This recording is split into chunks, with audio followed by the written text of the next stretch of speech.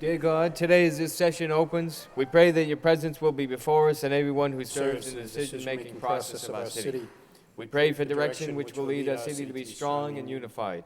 May we continue the legacy of our founders. May we be granted this day the wisdom to make decisions which will be for the good of our city. We also pray for your special blessing on all those who are working to transform our city and make it a better place to live and work. Amen. If you please honor our nation's flag. I pledge allegiance to the flag of the United States of America and to the republic for which it stands, one nation, under God, indivisible, with liberty and justice for all. Roll call, please.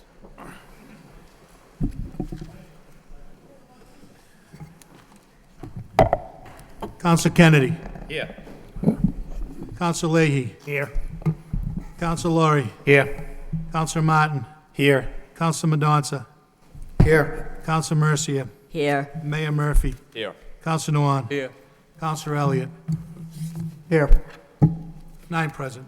Thank you. At this time, I recognize Councilor Mercia. Thank you, Mr. Mayor. I'd like to offer a moment of silence and darkened chamber for Margaret Peg McAndrews. She attended Lowell schools and was a graduate of Lowell High School class of 1959. She later attended St. Joseph's School of Nursing. Peg worked for CompuCom for over 35 years and served as an information security manager. She was incredibly active in several civic, religious, and charitable organizations throughout the city. Peg was a proud member of St. Patrick's Irish Cultural Committee and served as chairperson for 2 years. She was also chairperson of the 175th anniversary of St. Patrick Church and enlightened many people about the struggles of the Irish people and shared her vast knowledge of Irish history. In addition, she was on the board of directors for the Merrimack Valley Catholic Charities and a member of Cool Cultural Organization of Lowell. Peg was a lifelong member of St. Patrick Church, treasurer of Blessed Virgin Sodality for over 15 years, and served as a Eucharistic minister, bringing the Eucharist to homebound parishioners. Peg is survived by 3 daughters, Virginia, Dee Dee McAndrews, Michael Ann, and Christine McAndrews, and a son, Mark McAndrews, 3 grandsons and 1 granddaughter. We offer our sympathy to her family, relatives, and many friends. Peg will truly be missed. And secondly, I'd like to also offer a moment of silence and darkened chamber for Arthur Herky Santos, who worked as a police officer for the city of Lowell for over 30 years and retired in 1992. After retirement, he worked for the Middlesex County Sheriff's Office in the Lowell office from 1933 to 2005 for 12 years. Herky toured the USS Glennon in active duty in the Korean War in 1951 and was honorably discharged from the United States Navy in 1953. He was an active member of the Tingsboro Country Club and was a parishioner at St. Margaret Church. Herky will be most remembered as a fun-loving man whose laugh was infectious. His trumpeting voice, funny wit, and sarcastic sense of humor left no person untouched, and that included me. He was a gem. He was beloved by all he met, and he was always the life of the party. He was a devoted husband to his beloved wife, Alice, of 49 years. Alice worked for many years in the purchasing department in the City Hall. Besides his wife, Alice, he is survived by 6 children, Sean, Brian, Cheryl, Arthur, Colleen, and Christine, and his 12 grandchildren. I knew him to be a gentleman. He was the best. We offer our sympathy to his family, relatives, and many friends. He also will be truly missed. Thank you very much for letting me say this. Thank you. Would you all please rise? Mayor. Excuse me, Councilor Elliott. Council Mercia said it so eloquently, but I did just want to add just a couple of words about Herky Santos. I had the pleasure of knowing him for the last 20 years, and Council Mercia is right. He had an infectious laughter. Today's wake was a testament to Herky Santos. I stood in line for almost 2 hours, and it was growing as I left. So he was a beloved husband, wonderful father, grandfather. He has wonderful children, all very successful. And as you went through the line, there was so many pictures, and every one of them of Herky was laughing, surrounded by his family. So I just wanted to offer a moment as well to his wife Alice, his children, and his grandchildren. And he was a wonderful man. Thank you. Thank you. If you'd all please rise in a moment of silence and darken chambers.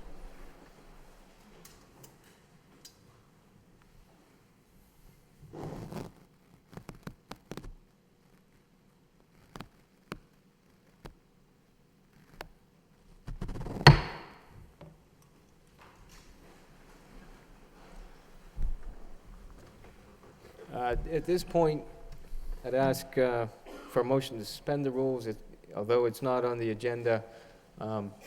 Because of a motion by Councilor Martin, we do have some recognition for Anton's. Motion to Yes. suspend the rules by Yes. Councilor Mercia, seconded by Councilor Martin. All those in favor signify by saying aye. Opposed, so voted. The citation: be it hereby known to all that the City of Lowell and the Commonwealth of Massachusetts hereby congratulates Anton's Cleaners for keeping the people of Greater Lowell looking their best in cleanly pressed shirts, trousers, and dresses for 100 years. Charles Antonopoulos came to Lowell in 1907 and in 1913 founded the Highland Cleaners, which would evolve into the 42-location Anton's Empire, now run by a third generation of his family. Charles was fortunate to be a part of the Lowell community for the rest of his life. He loved the city and realized the American dream to start his own business and raise his family here. That his family has continued his dream and made the dreams of many others possible through their generous charitable contributions and dedication to community service throughout the region. The entire city of Lowell extends its deepest wishes and congratulations to Anton's Cleaners for the continued success in the next 100 years, given this 12th day of June, 2013.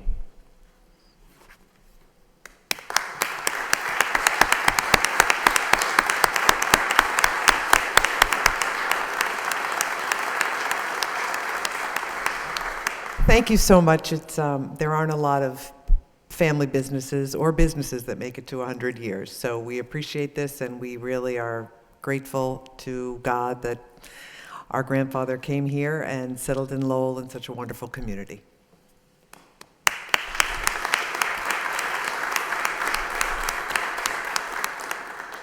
Thank you. Now you know where my suit jacket is.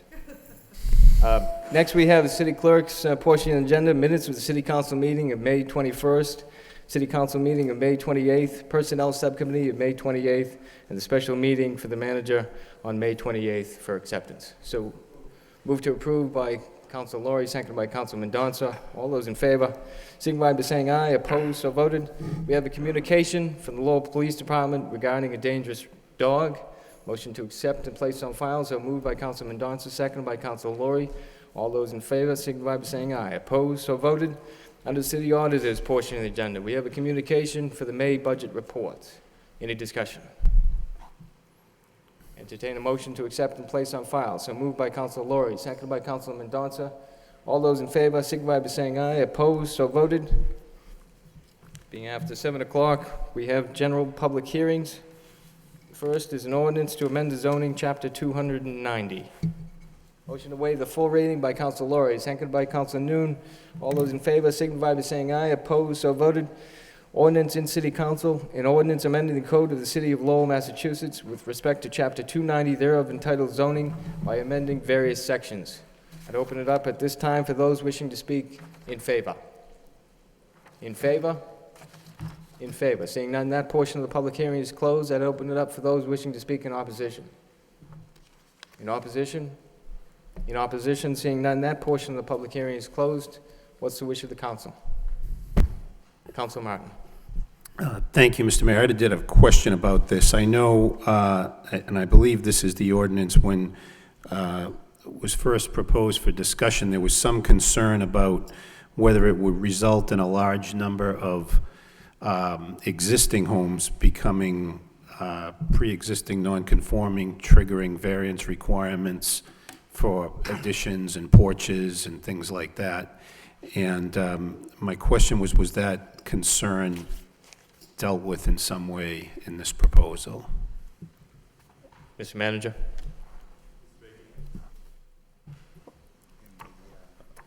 Good evening. Yes, that there were a couple of concerns that were raised with the initial suggestion of just increasing the lot width requirement across the city.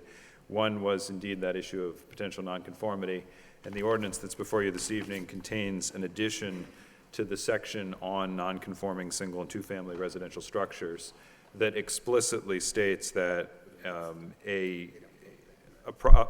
alteration to a structure which complies with other requirements but is in violation of a new lot width requirement will be considered basically pre-existing non-conforming and allowed to proceed. The other concern that had been raised was what would be the effect on commercial properties, and this version that is before you here excludes all of the commercial and industrial zoning districts of the city, so it only applies to the residential zoning districts. Okay. Right. Thank you. Any further discussion? Move approval. Move to approve by Councilor Kennedy, seconded by Councilor Martin. Any discussion? Councilor Mercier. Thank you, Mr. Mayor. We always send these things to the planning board for a report and recommendation. We did get a report and recommendation from the planning board, and at that time, they held a public hearing on Monday, June 3rd. And at that meeting, no one spoke in opposition and no one spoke in favor, but the board voted and it was passed by a 4-to-1 vote. And so I concur that we should support what those people down there suggested, that they know more than I do, so I'm supporting it. Any further discussion? Roll call, please. Counsel Kennedy. Yes. Counsel Leahy. Yes. Counsel Laurie. Yes. Counsel Martin. Yes. Counsel Mendonça. Yes. Counsel Mercier. Yes. Mayor Murphy. Yes. Counsel Nguyen. Yes. Counsel Elliott. Yes. That's 9 yeas. Thank you. At this time, we have a vote to approve the fiscal year 14 budget. Mr. Manager? Mr. Mayor, I have a short presentation to begin this process tonight. If I could, I will try to go through it very quickly. There really isn't a tremendous much to add to the document that's been provided to the council, and I've already given somewhat of a presentation on the process we used, and I raised some of these same issues at that time. But I do want to give some sense of how we got to the budget and what the budget consists of. The best way to look at the City of Lowell budget for 2014 is, we've gone through a very difficult period here in the City of Lowell. Our own local finances were in trouble about 6-7 years ago. We then went through a period of, like other communities, with the Great Recession. So we clearly had a fiscal crisis that we had encountered. I believe I said last year or the year before that we'd arrived at fiscal stability, and the position we now find ourselves in is managing the prosperity. And I think that will become clear as we look at the financial condition of the city today, particularly compared to where we've been in the past. We are now increasing our investment in infrastructure and capital items and making those types of decisions that will improve the city in the long run. I think also importantly, and you'll hear me speak to this several times probably as I do this presentation and during the course of the evening, I think it's important to note that taxes will remain flat for a second year in a row, meaning that the levy for existing properties will remain at the same level as it was in fiscal year 2013. The only additional taxes collected will be that from new growth. Just a usual pie chart for the budget in terms of our revenue. Chapter 70 and general aid make up almost 50% of our revenue picture. The tax levy is just under 36%. Importantly, as I just noted, the levy growth is 0. We are expecting about 0.5% more in new growth as part of the general fund revenue, and then the remainder of our revenue falls into the category of local receipts, other funding sources such as available funds, and reimbursement from the state for the school building assistance. Getting into a little bit more detail, the general aid, under local aid, general aid increases to 9.5% of total revenue, but this is offset by the cherry sheet assessments. Chapter 70 funding for schools increased by $4.8 million this year, so it's up from 42.7 of our overall revenue picture compared to only 42.1 the previous year. That's where we've seen the largest amount of growth. This next chart illustrates what we all know has been the case, and I've used this chart other years. General aid, unrestricted local aid from the Commonwealth for municipalities has remained basically level, although arguably has actually dropped from the $28 million or thereabouts that it was in 1990 to the point that we find ourselves now where it's only about $18 million. And that's in actual dollars, not any adjustment for inflation. While school aid has gone from just about $26 million in 1990 to about $140 some odd million in 2014. So that reflects the state's commitment to fund the Education Reform Act, and that's where the bulk of state aid is directed. In terms of local receipts, the 2014 budget assumes a 9.5% increase over the 2013 budget, but much of this increase is due to the reimbursements from NEMO. We're receiving about $900,000 for the storm that we had this past winter. That money will be coming in. We've already received a commitment of it, but the check hasn't actually cleared yet to us. That will be coming at the beginning of fiscal year 2014. It has already been counted as an available fund to put into the 2014 budget. We are expecting slight increases across the board from our enterprises of about $1 million. These are payments to us for services rendered out of the general fund. In large, bold print, second consecutive year of no increase in property tax levy. In fiscal year 2012, we only increased the levy by 1.24%. In fiscal year 13, it was 0. In fiscal year 14, we are also proposing a budget that has 0. There are not many communities in the Commonwealth that can point to this, and I think this isn't done with smoke and mirrors, but instead is done as a result of actions that we've taken in a number of areas, our cost areas, to set ourselves on the right path, as reflected in our reserves and our overall financial health. To give some perspective, and I have a chart here that actually mirrors that so we can have this in front of us for the remainder of the evening when we turn off the PowerPoint. But this is actually a chart that I showed you 2 weeks ago that looks at 1992 to the present as to what's happened with taxes. And you can see, as I pointed out 2 weeks ago, during the early 1990s, when the city was placed under the oversight board of the Department of Revenue, they essentially put in place a tax policy similar to what we've put in place beginning in fiscal year 2008 during my first budget. There was a period during the 1990s, the robust period of the end of the 90s, the dot-com boom, where taxes actually decreased in the city, but we did not see much in the way of any investment in the infrastructure of the city during that period of time, albeit there was some major projects that took place in the city, largely funded by the state, and certainly some good things happening in the city. Beginning in the early 2000s, you can start to see taxes start to climb at 3.25%, just under 7%, and then in fiscal year 2007, about 8%. This was happening at the same time that the city's reserve fund was dropping from $20 million down to negative $2 million, the free cash number. It was also a period of time when the health insurance trust fund was being underfunded, though local aid was in fact going up during this period of time. So it was that period of time that we saw a large amount of spending that seemed to be taking place in the city, with the burden being placed on the taxpayer. Beginning in 2008, we adopted a policy, the City Council adopted as part of their finance policies, where we would maintain the levy limit, the excess levy capacity. And we held the line on taxes for a number of years there until we're dropping down now into the 0% levels that we've had the last 2 years. These numbers, by the way, other than the 0 for fiscal year 2014, which obviously we plugged in, all these other numbers come straight off the Department of Revenue website. A priority for the 2014 budget was, again, to avoid a tax increase. Our excess levy capacity is projected to increase by $2.9 million to $12.2 million, which is a 32% increase. Our single-family tax bill is still about $1,500 below the average for the Commonwealth.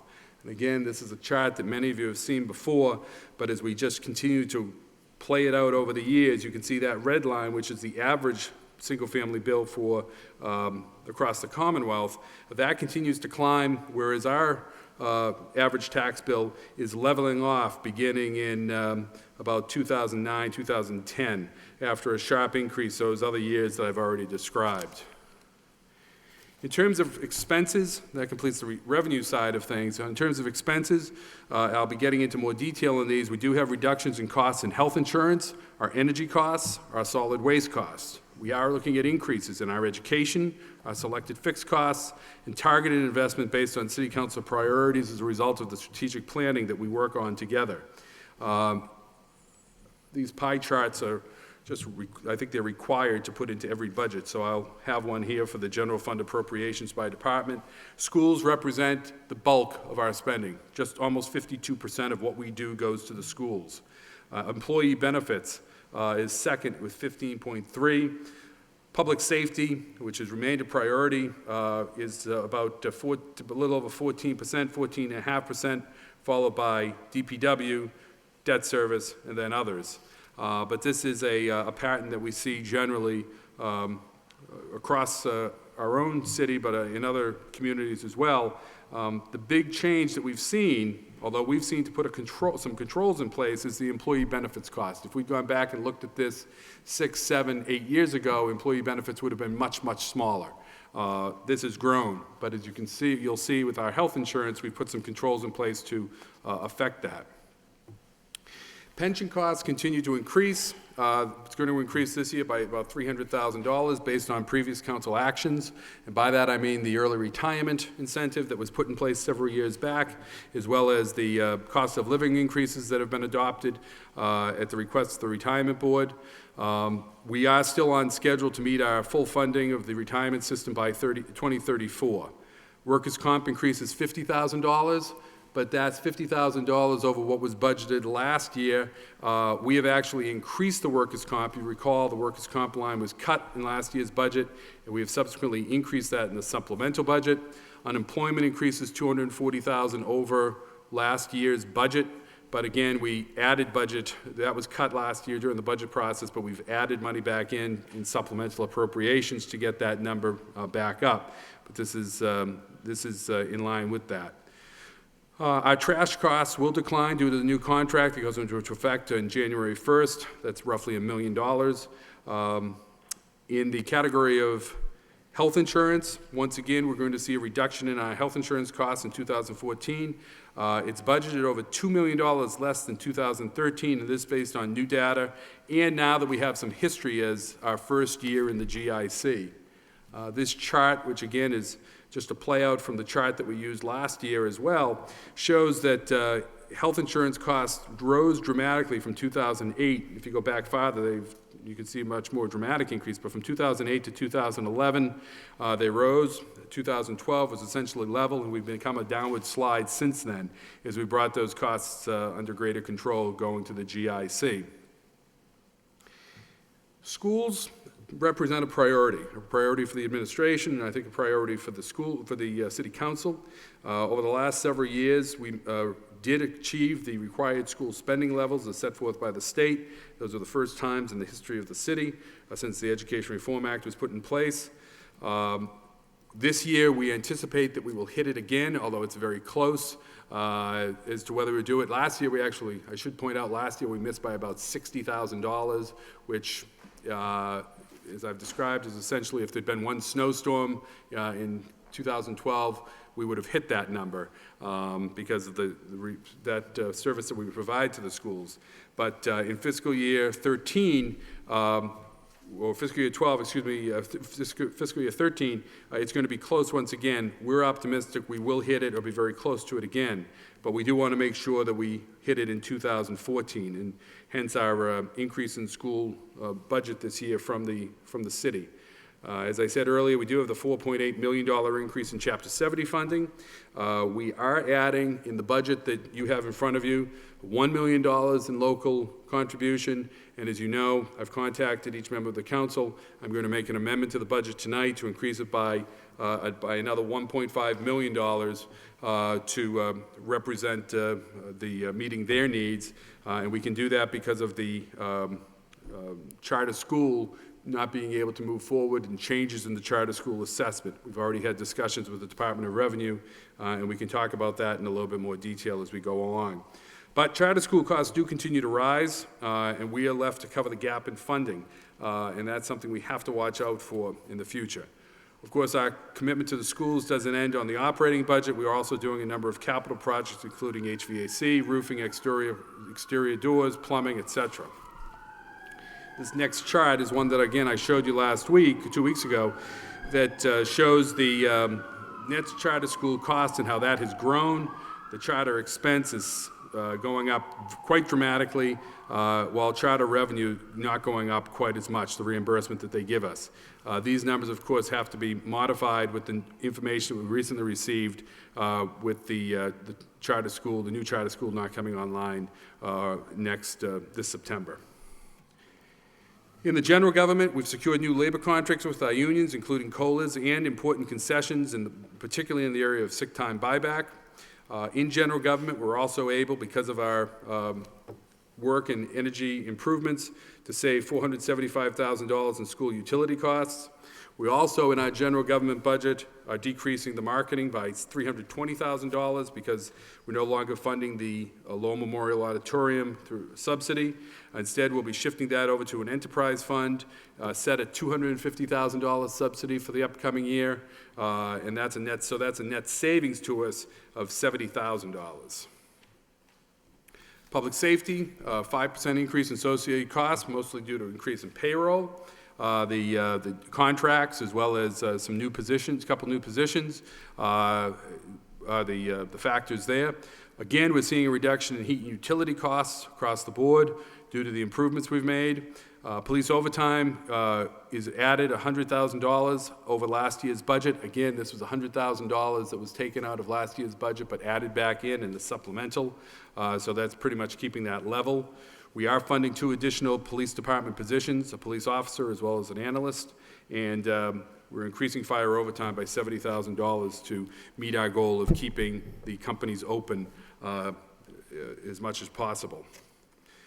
In Public Works, I've mentioned already that we're reducing our solid waste budget by nearly $1 million.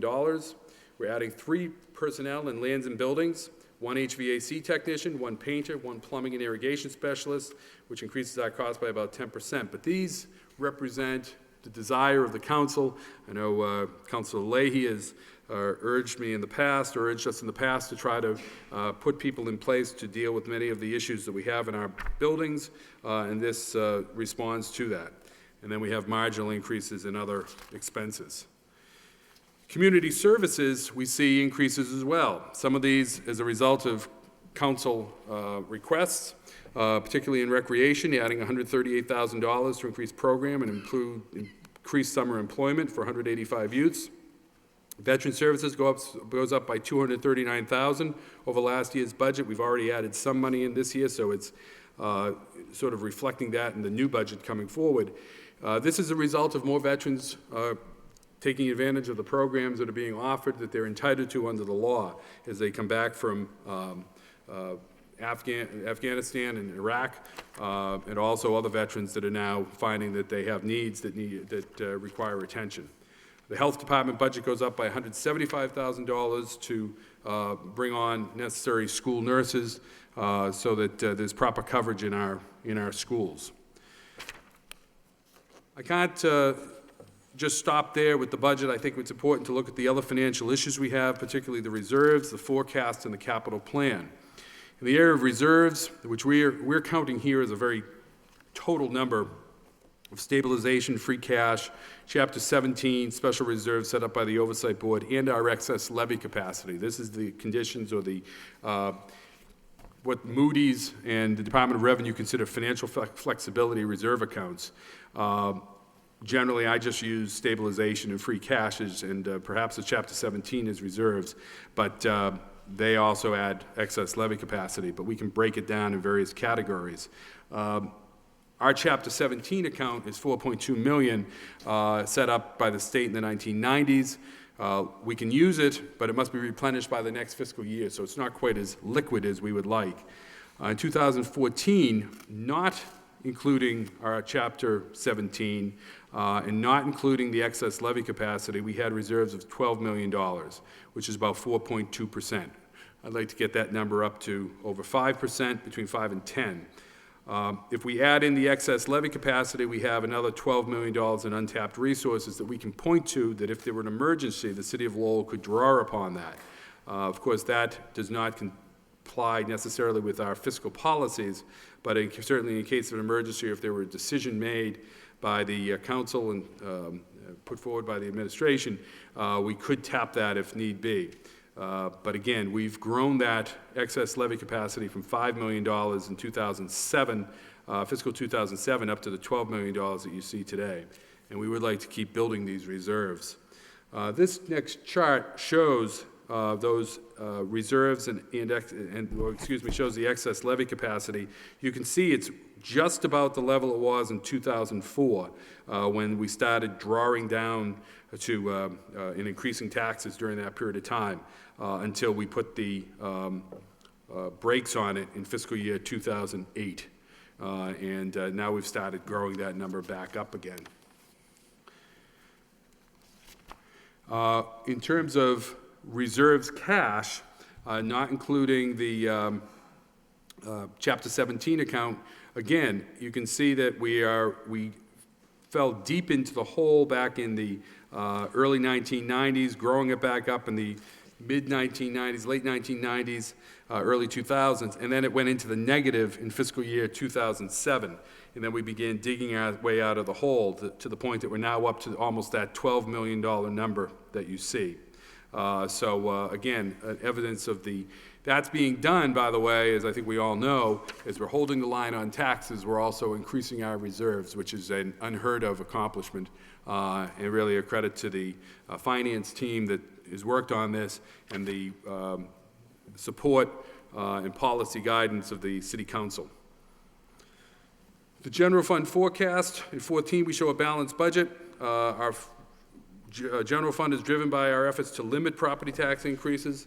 We are looking forward, we're going to have to continue to increase school budgets, and we're going to have to continue to contain some growth in our salaries and wages to accommodate the new collective bargaining agreements. But the forecast that we show, again, shows a very stable picture moving forward. I won't spend much time on the capital plan because we have already talked about this, but this gives you some sense of how we're spending that $14 million in 2014, the bulk of it going to the schools, but it's also going into a number of other areas, particularly road improvements and traffic improvements. Our enterprise funds, water, wastewater, parking, and the Lowell Memorial Auditorium, and there's a vote coming up on that tonight, also show healthy conditions. In water, our enterprise fund comes from billed usage and revenue generated from surrounding towns, which is not accounted for separately because we bill them the same as our own customers pay. And then that's most of where the water revenue comes from, except for some small percentage that comes from fees. As you look at what we're spending the money on at the water, you can see that the big drop-off in expenses this year as a result of the carbon filter that we replaced last year does not need to be replaced this year, so we're cut that back by $250,000, which then grows the other sections of the budget of debt service, payroll, and other allocated costs that make up a larger portion. We expect to stay on a schedule to replace one filter every other year. Wastewater is another enterprise fund that has a healthy surplus right now, but as we all know, we have quite a bit of debt service in the pipeline and coming on as we grapple with the requirements of the EPA to address combined sewer overflow. What the council has asked in the past is that we've gradually increased rates rather than one or two large adjustments. The forecast that we have in this budget reflects that. 5% was added in mid-year in 2013. every rate increase thereafter would take effect on July 1st, so we'd have the full year. Our long-term goal in wastewater is to maintain an adequate fund balance and stable rates. Like water, I've given you a pie chart here that, and all of these are in your the budget book, but the operating expenses are a lower percentage because they've actually dropped in 2014 over 2013. Debt service goes up as a result, as well as payroll and benefits, but the big change there is the savings we've made in our expenses. Parking enterprise continues to grow with more revenue coming from the kiosks. Garage and lot revenue is down slightly. Fine revenue is also down, but there is structural balance within the account, and we do not see any need for rate increases in parking through 2017 and probably beyond that. So water, parking are in very good shape. Wastewater is in very good shape, but we are going to need to continue to, because of the cost demands there, we're going to need to do something, again, with the fees on that, the rate increases. In summary, we held the line on taxes, 0% increase in tax levy. We continue responsible spending and saving, creating financial stability. We've added $2.5 million in city funding to schools as a reflection of our commitment to education. We continue to lower the crime rate and maintain a safe city, reflecting our desire to have public safety be a priority. We keep holding the line on costs. If you compare the expenses of the city now versus where they were several years back, we have not grown those really at all. And beyond that, we've used creativity to keep our costs down and also bring new revenue opportunities. We have the net metering contracts that the city is aware of that goes against our utility bill. We implemented the GIC. We're utilizing solar energy, and we're really reflecting the notion of lean government. We're making capital improvements. These are long overdue capital improvements in our city. In particular, better roads. We're adding $1.3 million in addition to state funding for needed infrastructure improvements this year. We recognize the importance of good youth programs, so we've done an enhanced recreation program, once again making it the largest improvement in our recreation program in probably 15 years. We're very aggressive in going after a solid waste contract that saved the city money. It's going to save about $1 million a year. We have new collective bargaining agreements that ensure strong labor relations for the long term and will reduce our unfunded liabilities. In our enterprise funds, I've already said we're going to hold the line on water, hold the line on parking, minor increase in wastewater to reflect the EPA CSO agreements that we have. We continue to generate revenue leading to further sustainable growth in all of those enterprise funds. Looking ahead, Lowell's in a better position for long-term strategic planning, targeted investments that we've talked about. We continue to hold the line on taxes. We continue to maintain affordability of our local government. We continue to grow economically. And most importantly, I think, as all the department heads here will agree, we continue to provide services to benefit the citizens of the city of Lowell. And again, I think this is a very good budget for the city, one that I'm very proud of. And thank you for the opportunity to make the presentation. Thank you.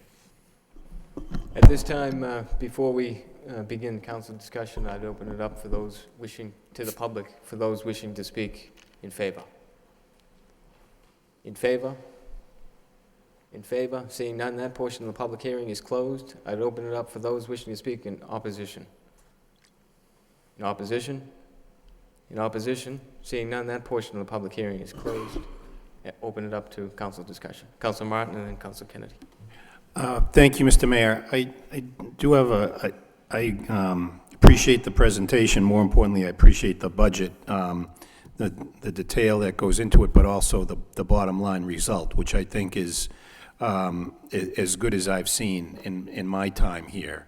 So thank you for that, Mr. Manager. But I do have a few questions, and I think primarily, there's been some reporting in the media and some discussion publicly about the school department budget. We had planned to originally contribute additional $1 million. Now that's gone to 2.5, yet we're maintaining the same, no tax increase. So could you walk us through how you're able to do that? Sure. The the major change, we were able to do the $1 million without a tax increase pretty easily. The school department, though, identified a number of issues that they had, and they could perhaps speak directly to some of this, but they had some major increases this year in their special education costs as a result of rate increases that were put in place by the state and state regulators. They had some other costs as well that created an issue with them with regards to their budget and achieving their level service of activity.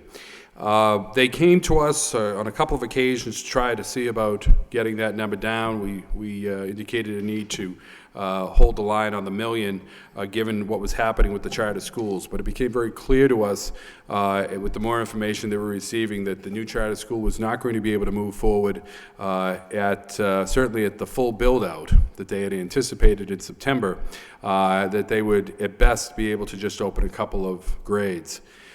As a result of that, we've made some projections on what the costs that will now be borne by the school department as a result of that, and the likely reduction in the assessment from the state for the charter school. And Mr. Moses has been in touch with the Department of Revenue, and we think that as a result of the decreased student population in that charter school come September 1st, that we will have savings on the cherry sheet that we will be able to put to the charter school. Now, I will tell you now that we want to give the school department the legal authority. We know this is going to happen. We want to be able to give the school department the legal authority to move forward with this budget. So that's why we're going to be increasing it by $1.5 million. The cherry sheet, we're hoping a new cherry sheet will be provided to us by the Department of Revenue in the November timeframe. If it doesn't come at that point in time, we may have to do some adjustments, and by that I mean take it out of the school budget and then put it and then get the tax rate set, because we have to use the cherry sheet numbers at the time. Then when the cherry sheet numbers come out later in December or January, that will change things on our revenue picture, and we'll be able to put that back in as an increase into the school budget. We have contingency plans to deal with it in other ways as well, but we're comfortable we can support that $1.5 million this year. So we're confident, based on the projections and discussions with the Department of Revenue, that this is going to be affordable in the budget? We do. Okay. Second question, you highlighted a little bit in the presentation, the staffing in the police department. There was positions for one analyst and one uniformed officer. Correct. Additional. In the head count, in the staffing portion in the budget book, it shows it going from 213 to 214, 328 to 333, which was 5. Is there, and so I was expecting to see more there actually in the presentation. That's on page 167. So I guess I think we're all interested in adding as many new uniformed officers as possible. And so where is this budget in relation to that, in relation to people that are coming out of the academy? That. Right. I did authorize the interim superintendent to actually add bodies into the academy this year, so that when we have the retirements that we're anticipating, we'd have a jump on those moving forward, that we have enough people coming out of the academy to replace those people. In the past, what's occurred is we've only put in people in the academy that have to reflect the people that have retired in the prior 12 months. We're going a bit beyond that this year and actually anticipating that we're going to have a number of people that are going to be leaving mid-year. So we'll be able to move those academy graduates in at that time.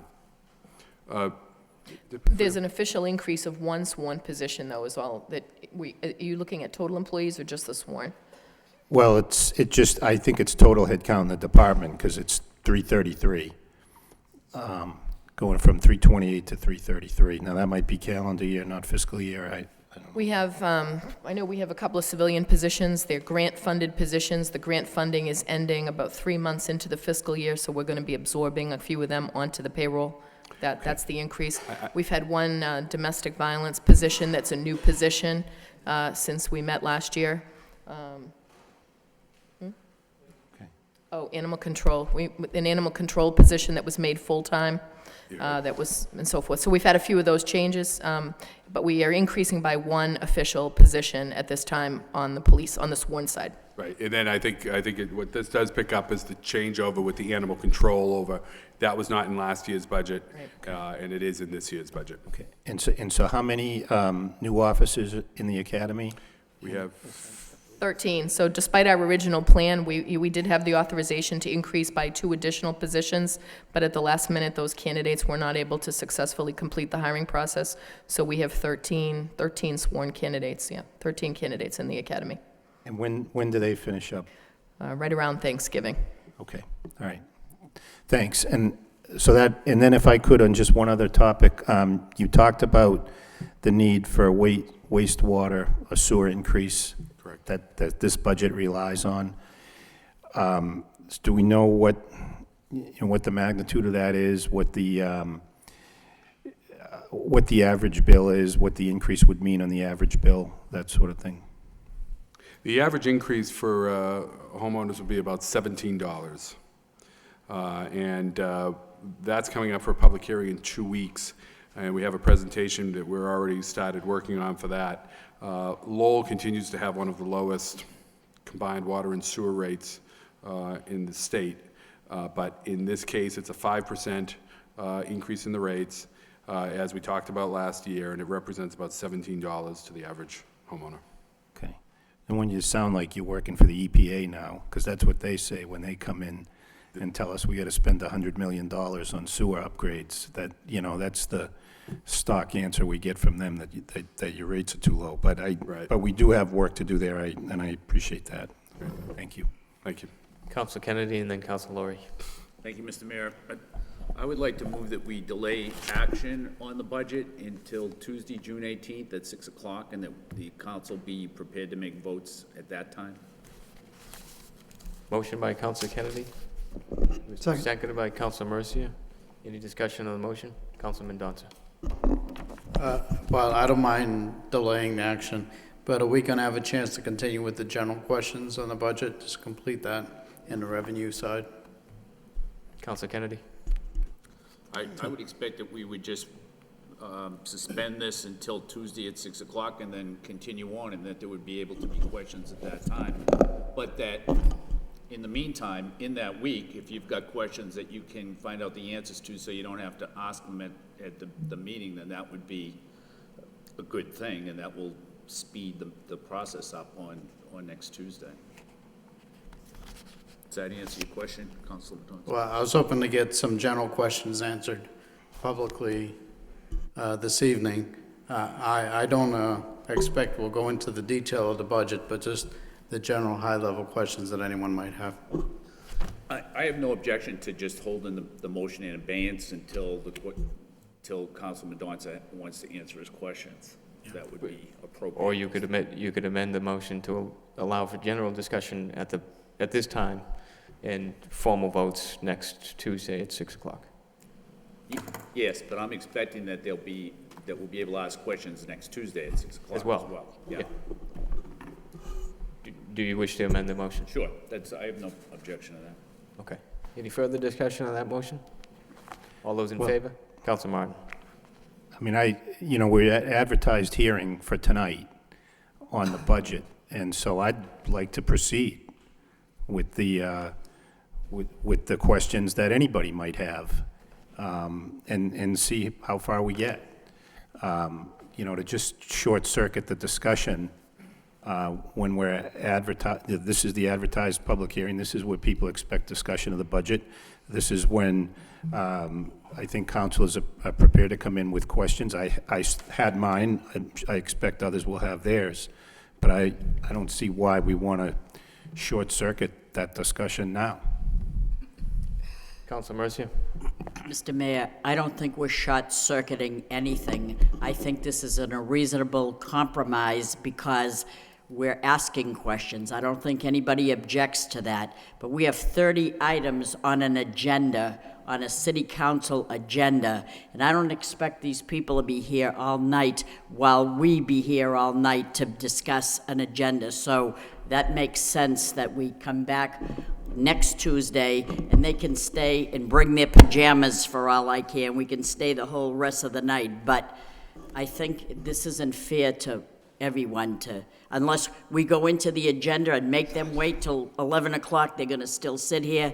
This is the only reasonable thing to do. I don't have any problems with anybody asking general questions right now, but to delve into this budget, I'm not prepared to do it, and I don't think it's fair to, especially those that are under V for veterans. I don't know if they're gonna be here all night till 12, I don't know, but I don't have problems with people asking questions right now.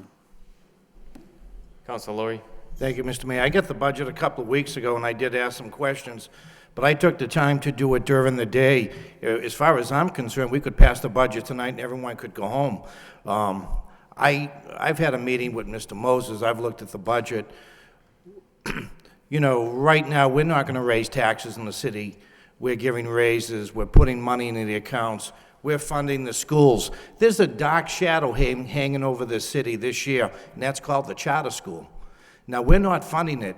God forbid we have to fund that during the course of this year. Any cuts we make is going to cause a lot of problems in the city. Last year, we had to transfer money to the police department on, I think, a few different occasions. We don't know what this year is going to hold. We do have a new police officer. We do have enough overtime. I've talked to the chief. They feel comfortable right now. But if we start cutting this budget, a couple of months ago, we got some money from the state, maybe several months ago, about $4 million. And by the time we gave money to the school and we put money for the charter school, if I remember right, we were running a deficit, weren't we? Maybe about 4 or 5 months ago? Again, the motion on the floor is really to... Mr. Mayor, I'm speaking. Can I have a few minutes to speak? Mr. Mayor, may I have a few minutes to speak? Counselor, I'm talking and I asked a general question. I understand that. I'm just saying that the motion on the floor is actually not on the budget itself, but to delay votes on the budget. I'm giving my debate towards that, Mr. Mayor. That's all I'm doing. I believe, Ask away. I believe, Councilor, it represented the increase in local aid. So yes, I think you were talking about the additional money that came through in that way. Right. And that's what I'm looking at. I came tonight, and I've been looking at the budget, and I'm really no expert when it comes to budget. But I called Mr. Moses, I sat down, and, you know, if we want to sit here and go through item and item and item, that's fine. I'll be here next Tuesday night. But my fear is we try to cut this budget too much, and we put the city into deficit spending in 2014 sometime down the line. That's all I want to say. Thank you. Any further discussion on the motion on the floor? Councilor Noon? Thank you, Mr. Mayor. I came tonight prepared to vote on this. I believe this is the most lean city budget that, you know, my second year here, and last year, what we want is no taxes, no tax increases on residential, while providing all the important service to the city. And we come back this year, same happening, that is no tax increase in residential. I looked at the budget. We increased school spending. We up the overtime for the police department from 700,000 to 800,000 as we did cut last year. We add more service to the city. I have no problem have this discussion next Tuesday, but you know, I believe this is the best budget that the city administration provide to us, and I don't know what we're looking for more, really. I'm prepared to vote for this tonight. If the council want to delay to next Tuesday, that's fine. Roll call, please. Counsel Kennedy. Yes. Counsel Leahy. Yes. Counsel Laurie. No. Counsel Martin. No. Counsel Madonza. Yes. Counsel Mercia. Yes. Mayor Murphy. No. Counsel Nuwan. No. Counsel Elliott. Yes, yes. 5 yeas. Motion passes. Any further general discussion? Councilman Donza. Yes, I'm just somewhat concerned about the revenue picture, and if we could just start, page 52 is where you have the overall revenues in the budget. Just for point of information, under FY12 actual, under new growth, there's no number, but I assume there was some new growth that year. Go ahead, just say it. The new growth is rolled into the total levy for that year. It's all reported on one line. And then it increases in FY13 to 107.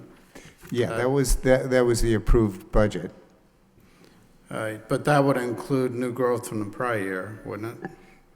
No, that, Because there was no increase in the in base, levy. the base in 2013, the 107 million, that includes the new growth from the prior year. That's what I'm asking about, but so that there had to have been a new growth. There was new growth in 2012. It's just once it gets reported on our financial statements, there isn't a separate account for new growth, it's just tax levy. Okay. So when we pull actual reports from fiscal 2012, if you notice on our audited financial statements, it doesn't break out new growth. It's all levy at that point. Okay, if that would be fine, but then if we did not increase the tax levy in FY13, it should be the same. And so I'm just questioning what accounts for the difference? Fiscal 2012 is collections. It's not the levy. Okay. Those are actually what we collected. We don't collect 100% of the levy every year. So the difference between those is what people that haven't paid yet? Right. They're in arrears, okay. The other, going from 13 to 14 is only 1.1 million, which is essentially, I believe, the new growth that you're anticipating in FY13, rather than the budget amount of 1.75 million. Right. Again, when 2013 closes, you won't see any new growth in there. You'll see actual collections. The levy that was approved by the Department of Revenue differs from the levy in the budget, obviously, on the recap. New growth actually came in slightly less than $1.75 million. So the levy actually didn't go up to $109,498,000. It actually went up to $108,866,000, which is in this year's budget. Right, which is the 1.1 million roughly. Correct. Given that, do we have any knowledge of how our permits are doing? Can we really rely on 1.6 million new growth in FY14, or is it also going to be lower? Well, there is lag between new growth and permits. There's not only lag, but there's also a separation. Permits are issued on property that is not taxable. So there are slightly different bases. But we still have some kind of indicator, though. I mean, unless permits for new construction are increasing, then other than projects we have in a pipeline like the Hamilton Canal District, right? How would we know? Permits are down, but if in the past couple of years we received large permits for non-taxable property, such as the hospital expansion, that's going to make it appear that there should be more growth, and that drop-off in permit income is alarming, but that drop-off in permit income doesn't relate to taxable new growth. Okay. My concern there is just with that history, will the Department of Revenue accept the 1.6 million new growth as a reasonable number for setting our tax rate? Or are we at risk of them reducing that number? the Department of Revenue doesn't look at our taxes estimates at all. They look at all the other revenue items and back into a tax levy. New growth is what it will be certified. It won't be exactly $1.6 million. I don't know whether it'll be more or less, but it won't be exactly that. And the Department of Revenue just adjusts the tax levy. But whatever levy they set, including new growth, however they come to that number, that's still, well, that's the amount of revenue we're projecting to balance the budget against our expenses. So if the revenue is reduced by them or by us, then our expenses would show a deficit, and they'd have to raise the tax rate in order to make up the difference in the revenues. That's correct. The key here is our estimated receipts, our local receipts. These are just estimates of where we expect we'll be for next year. As we close fiscal 13, the Department of Revenue will look at those results, and if we do better than what's forecast in here, they'll allow us to increase our revenue estimates. It's important to note that the council does not vote on revenues. The revenues are there as a guideline on how we expect to support the expenses. So let's say we, out of this level of local receipts, we close the year with $500,000 more in local receipts than are on this forecast. We'd be allowed to use that on the recap, and we could absorb a $500,000 hit on the tax levy. Conversely, if we overestimate here, we'd have to raise more taxes. Yeah, which is my concern. If we are overestimating, we'd have to fund that some way. And I mean, we're telling people that we're not increasing the tax levy other than new growth. So we just want to make sure we have a plan come November, December, that if we can't meet these, we have a way to meet the obligations. We're saying that we're not raising the tax levy. Yeah, okay. Well, if I could, Mr. Manager. to give it a more real-world example of that, if you recall last summer, we spent, I think, 2 nights and a Saturday going through the budget and cutting $250,000 out of the budget to try to get closer to the zero tax increase that we were seeking, because we'd only gotten to about 0.4, 0.5% increase, and there was a desire to get lower. We weren't able to the council wasn't able to do that. And in fact, many of the cuts that were made got added back in later in the year. Having said that, when we did the recap sheet, as we indicated to the council even at the time, when we did the recap sheet, we felt that we would be able to make adjustments to get us to the zero, and in fact, that is what occurred. And so that's what happened last year.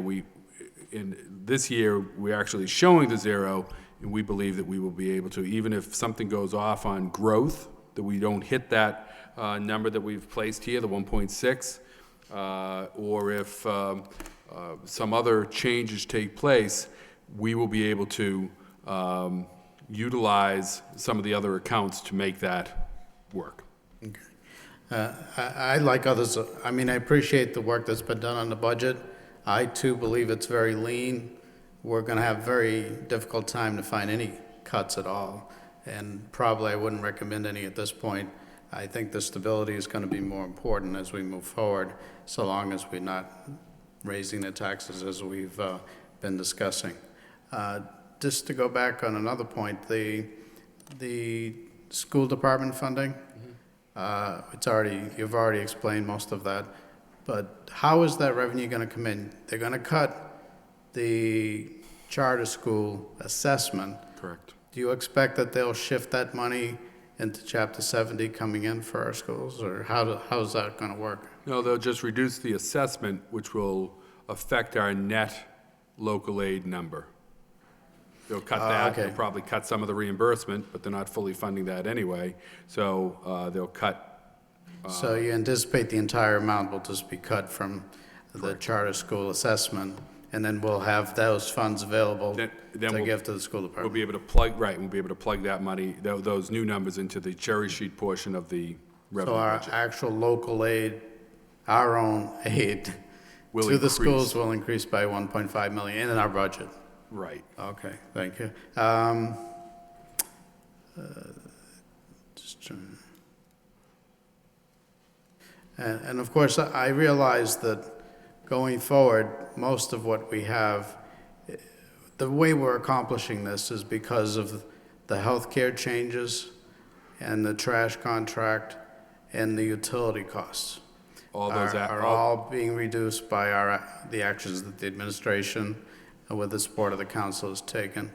Correct. However, I'm very concerned going forward that once we've achieved these savings in FY14, going into FY15, we're going to start seeing a traditional cost of living kind of increases in utilities, healthcare, et cetera. And there's going to be a lot of pressure. I just can't see us continuing not raising taxes into the future without considerable cuts into the services we provide. I couldn't agree more, Counselor. I think that I think our forecast actually shows that, and we've said that to the council, that we will need to, this isn't something that's sustainable for the city. All right, thank you. Councilor Mercia, then Councilor Martin, then Councilor New. Thank you, Mr. Mayor. Through you to the city manager. Mr. Manager, what did we appropriate for ordinary expenses last year for the Lowell Memorial Auditorium? Well, we didn't really appropriate anything for ordinary expenses. We just appropriated $320,000. There really wasn't a breakdown of where that money went that does exist now in the enterprise fund. We will have a better breakdown in the enterprise fund of actually what we're spending. Because on page 298, 296 is the vote, if we were to vote to approve the budget, which is Correct. 314 million, and then you have a breakdown of every department, personnel services being the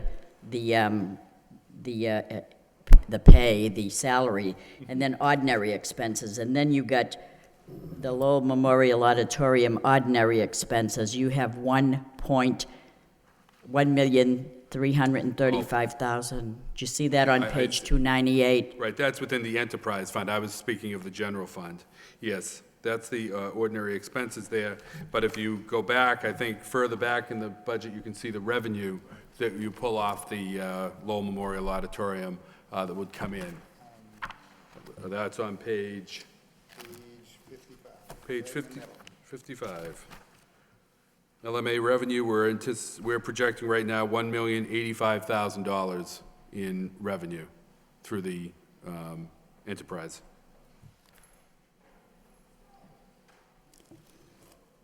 So that revenue projection is going to offset that? Correct. Yeah, and in fact, the budget that was approved by the Board of Trustees last night actually shows a smaller deficit. Instead of the $250,000 deficit, I believe it shows a $228,000 deficit. But we're being a little bit more conservative here, and we're saying 250. That's what I was looking for to see. So it's about, it will be close. If it's right now it's $70,000 less than we appropriated last year, and we're optimistic that it may actually be closer to $100,000. So are we going to get like quarterly reports from the auditorium? Because I'd just like to see where we're going. Yeah, that's something, of course, that we have not seen in the past, but we will be seeing those. Mr. Bakey, as I said, actually met with the trustees last night, and there will actually be monthly reports generated for the trustees, and but we can run those up to quarterly reports for the council, absolutely. Right. And secondly, I just want to say, as Councilor Elliott so eloquently says at times, we're saying zero tax increase, but that's actually not saying that the market value of different areas of the city, where different homes sold and generated a profit, that taxes will go up for some people, even though we have zero increase to the levy. So I want to reiterate that. I don't want people to be watching this council meeting and saying, oh, my taxes just went up $17 or $200 or whatever. I don't want people to think that we're misleading them. No. Because I really could. So could you explain to the public what I'm trying to say? Because Sure. although we're doing a great job, I don't want people to get a bill and the next bill and see that it went up. Right. And- Okay, let me see if I can explain it. Okay. What we can control Right. here in the city, on the administration side and on the city council side, is how much taxes we collect in total. That's all we can control. We can't control the overall value of the city. That's the market. And that, in relation to the amount of spending that we do, that's based on taxes, will generate a tax rate. That's on a citywide basis. Property by property. So if we are collecting the same amount this year as compared to last year, and values go up, the rate will go down. If we were collecting the same amount and values went down, the rate would go up. So, by all indications, values are probably going up some. The values won't pick up the new boom that might be happening out there, but we can control that. On an individual taxpayer basis, you may own a Colonial in one neighborhood.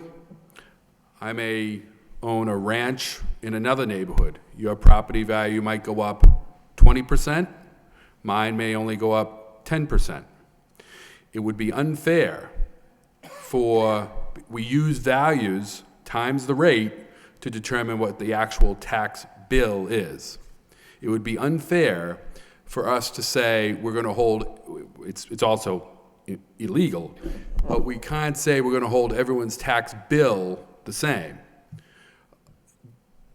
It would also be unfair if your value went up 20% and mine only went up 10%, that our bills would be frozen. Your bill should go up more than my bill should go up. So we control the amount of total taxation. The market determines the rate, and the market determines the actual tax bills that people receive. But I will tell you that I've received a number of people that have called me recently, very pleased that they've received escrow refunds from their mortgage holders because their tax bills last year went down or stayed the same when they were projected to go up. So we've actually had people contact the office and thank us for the actions being taken on the tax bills. Thank you, Mr. Manager. Thank you. Councilor Martin. I'll sit. Councilor Noon. Thank you, Mayor. Mr. Manager, on the school budget,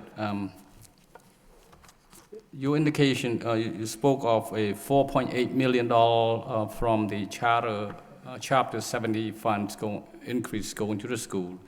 And in addition, we're going to put $2 million in addition. So that's all add up to 144 with some change, $1 million, 144. 360, 281. Right. So with that increase, that increase to the school department, are they okay with it? Are they short what we're doing if they need some further assistance? Well, they better not need any further assistance. But they've indicated that they are satisfied with that. They've already left. They were so happy. They were so happy they went out to celebrate. You're probably right. You're probably right. The other question I have with the police department, police budget, the only increase with in the police, the big increase would be the contractual agreement that we agree with the union, and also the overtime increase. Is there any other increase that you can point to? That's mostly it. We do, as we said, we picked up the additional staff person, but, you know, that's really it. Everything else is staying basically the same as to what it was last year. Again, the 800,000 is the same, is the $100,000 more than this year was approved, but then, of course, we added 100,000 midway through the year. We're going up in the repair of maintenance of equipment by some sum of money because traditionally we've spent. We've had a need for more. We've gone up in the price of cruisers has gone up. That's really it as I look down the list here. The police department has been doing a good job of sort of holding the line on all those costs.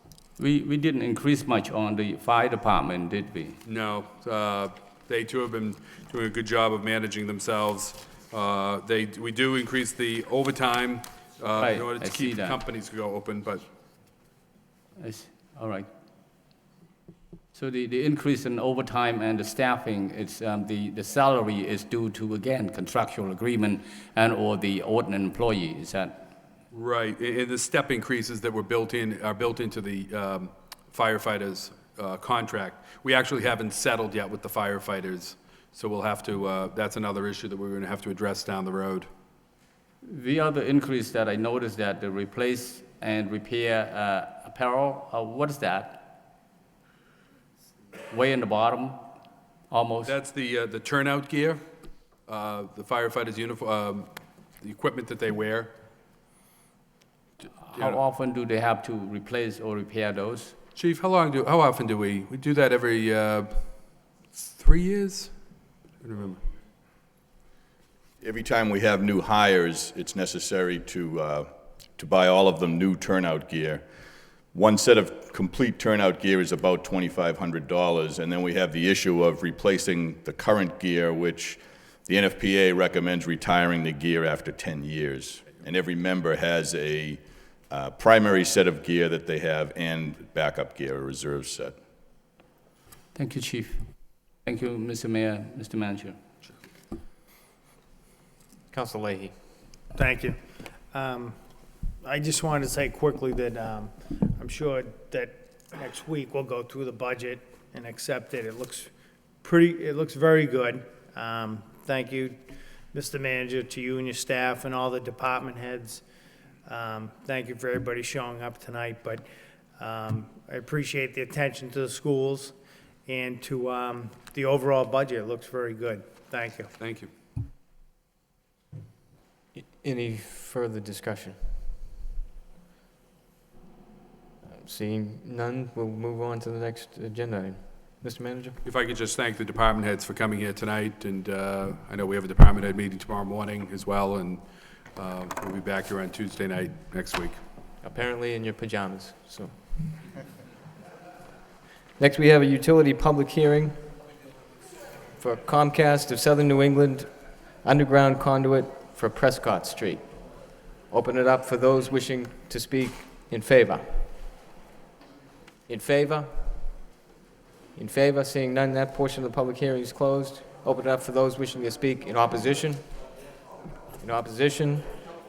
Seeing none, that portion of the public hearing is closed. Entertain a motion to refer to the wire inspector for report and recommendation. So moved by Councilor Mercia, second by Councilor Mendonça. All those in favor, signify by saying aye. Opposed? So voted.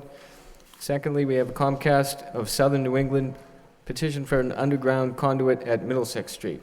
I'd open it up for those wishing to speak in favor. In favor?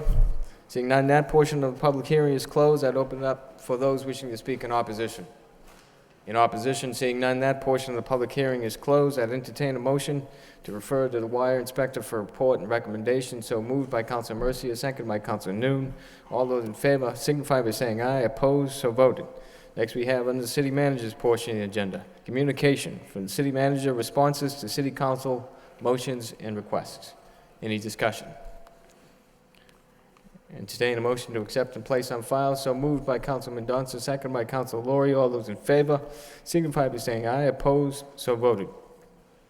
Next, we have a communication report and recommendation from the planning board regarding the proposed amendment relative to minimum lot widths. Entertain a motion to accept and place on file. So moved by Councilman Mendonça, second by Council Noon.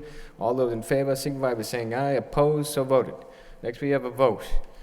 The sidewalk seating license agreement for Tremonte Pizzeria, Restaurant, and Bar, 44 Palmer Street. Motion to waive the full reading by Council Noon, second by Council Kennedy.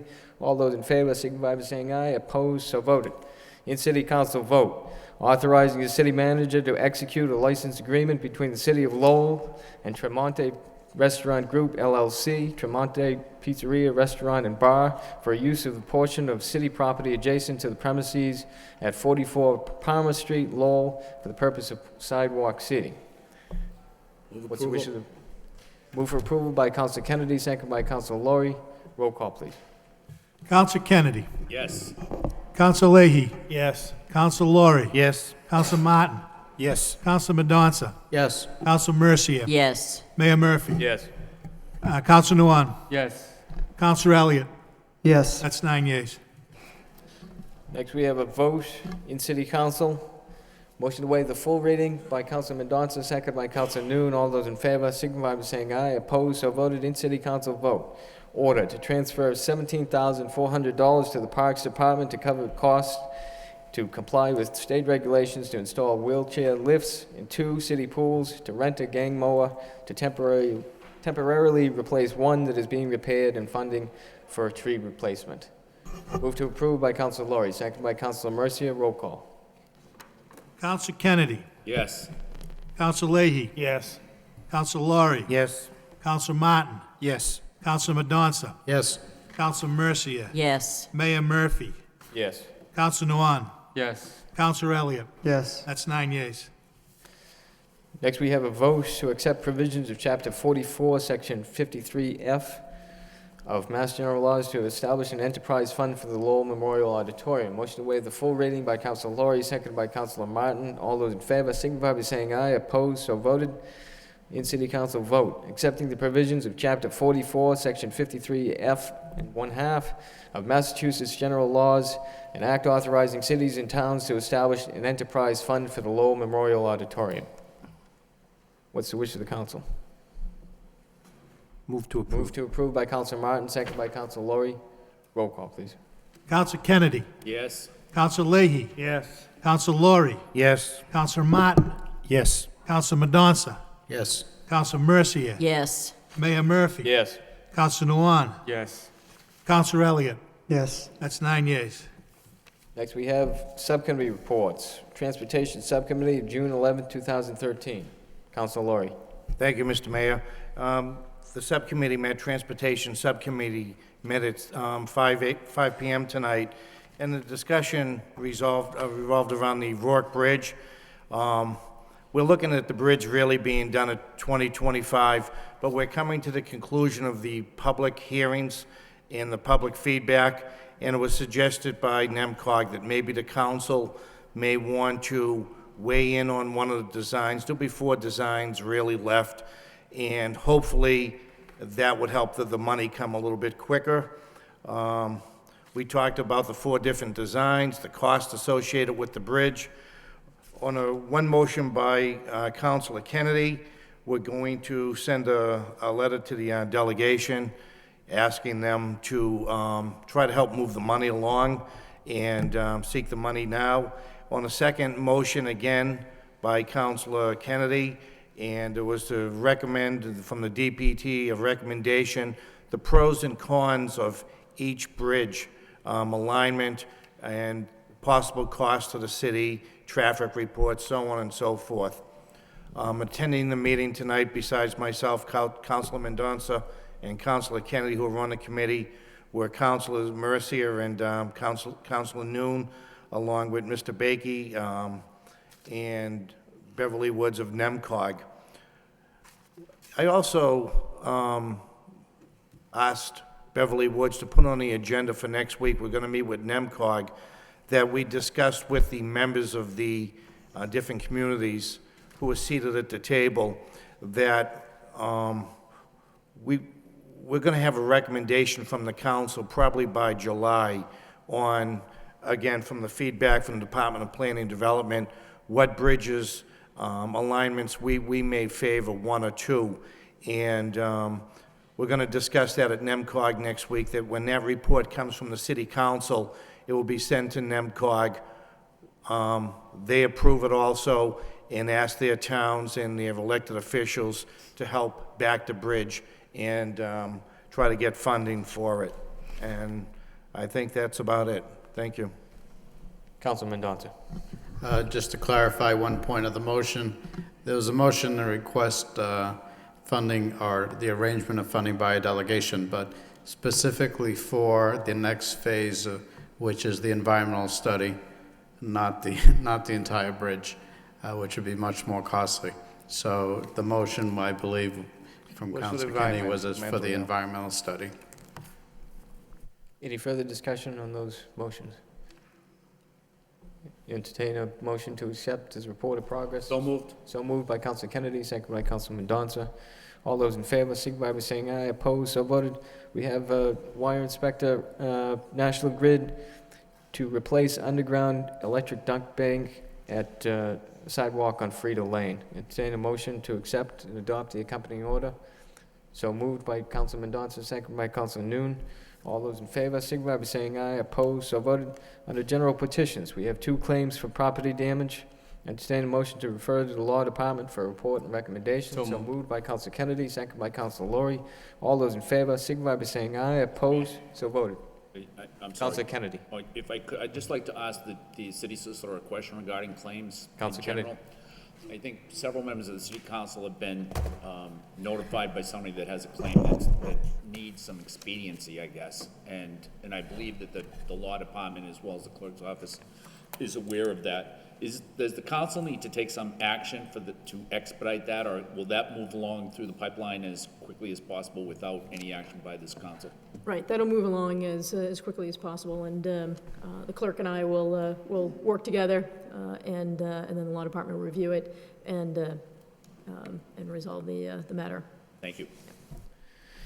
Next, we have a miscellaneous petition from National Grid to request for underground electrical easement at Perkins Street and Riverwalk Way. Entertain a motion to refer to the Law Department for report and recommendation. So moved. So moved by Councilor Mendonça, seconded by Councilor Noon. All those in favor, signify by saying aye. Opposed, so voted. Under utility petitions, we have petition by National Grid for underground electric conduit to feed the transformer at 65 Perkins Street. Entertain a motion to refer to a public hearing on July 9th, 2013 at 7 p.m. So moved by Councilor Noon, seconded by Councilor Mercier. All those in favor, signify by saying aye. Opposed, so voted. And lastly, a utility petition by National Grid and Verizon to relocate poles for the street corner roundings at Broadway and Wilder Street. Entertain a motion to refer to a public hearing on July 9th, 2013, also at 7 p.m. So moved by Councilor Laurie, seconded by Councilor Martin. All those in favor, signify by saying aye. Opposed, so voted. Next, we have motions. First motion by Councilor Kennedy, request the City Council Neighborhood Subcommittee consider recommending to the Department of Planning and Development work with the backyard chicken enthusiasts to establish a chicken cooperative as an alternative to backyard chickens. We have 2 registered speakers. Mr. Clerk. Robert Rafferty. We first need a second, but seconded by Councilor Leahy. Mr. Mayor, councilors, although it's a very generous offer to provide a cooperative coop to the city, I don't think that it actually deals with what the desires of the people who have come forward to the Backyard Chicken Group, of which there's roughly 300 people in the city of Lowell who would like to keep chickens in their backyard. It doesn't address the issues that they're wishing to solve, which include sustainability, food purity, food security, emergency situations where they have a secure food source in the backyard, and the ethical treatment of animals. As a farmer with over a decade of poultry experience, having a cooperative coop isn't necessarily the best way to go. Anyone who would be involved in that cooperative coop would then be at the mercy of the vigilance of the other people who are involved in it. Some people like to feed their chickens organic grains. Other people like to feed their chickens medicated grains. People who have a concern of medications, antibiotics, and hormones being in the grains then could not have the food security to know that their chickens are isolated to that grain because there would be a shared scratchyard at that point. It also doesn't deal with sustainability and the fact that people would have to drive to and from the coop, and therefore you're burning more fossil fuel for something that can be done in the backyard as a sustainable means.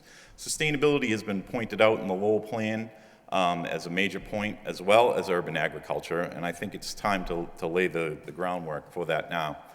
Some of the comments that I've heard from people in the group since this was proposed is, firstly, if we wanted a cooperative coop outside of the limits of the city, we could do that. We don't need the cooperation of the city council because other cities outside of Lowell allow for chickens. So at any point, we could just lease land and produce our own cooperative coop.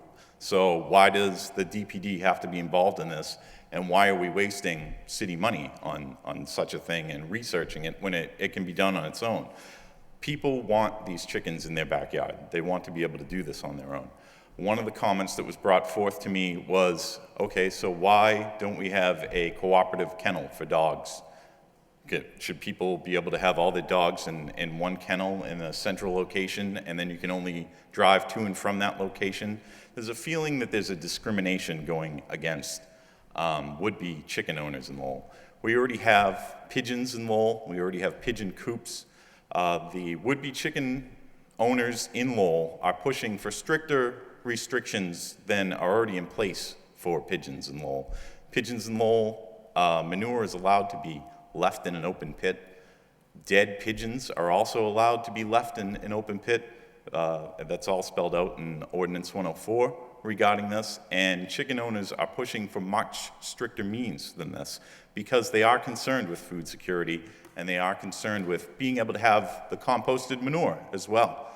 And in a cooperative coop situation, I don't believe that an organic gardener would have that access to organic composted manure because they can't assure that the other people within that cooperative are practicing organic means.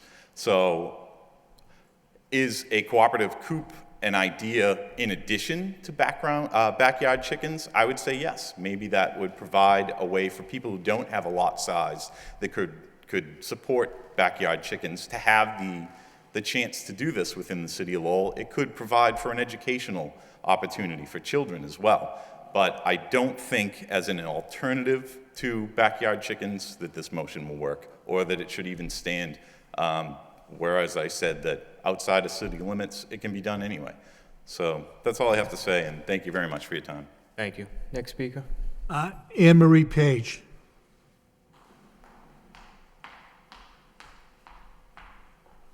Good evening. My name is Anne Marie Page. I reside at 26 Fremont Street in Lowell, and I'm the president of the Citywide Neighborhood Council. I was just going to read a little skit to say thank you to Councilor Kennedy, but since Mr. Rafferty gave you some extra information, I shall also. The first time I heard the word chicken in Lowell in the same sentence was Monday, April 29th, as I was printing out the Lowell City Council agenda for April 30th, 2013. And the words that came to mind are the same exact words I have heard several times since that date. Are you kidding? People do not believe it. They think it's a joke. This is a city. This is not a town or farmland. This isn't Drake. This isn't Tingsboro. This isn't Groton or Dunstable. The number one question you should be asking is, why did they stop it? We had chickens when I was a child. It was stopped for health reasons, mainly rats. Are you going to tell me rats do not carry disease? You are looking at chickens plus farm animals. I printed off from the Center for Disease Control site they really do not think that having live poultry near children or the elderly is a good idea. To quote the Center for Disease Control, if you have free-roaming live poultry, assume where they live and roam is contaminated. Why would you want to bring that element into a neighborhood?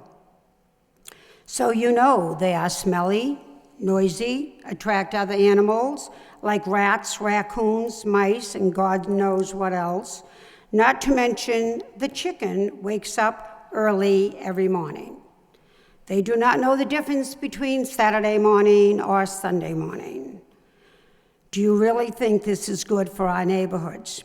A chicken coop has a negative impact on property values for anyone wanting to purchase a home in a town with a chicken coop or in the adjoining property, especially when it can be viewed and heard and smelled on a daily basis.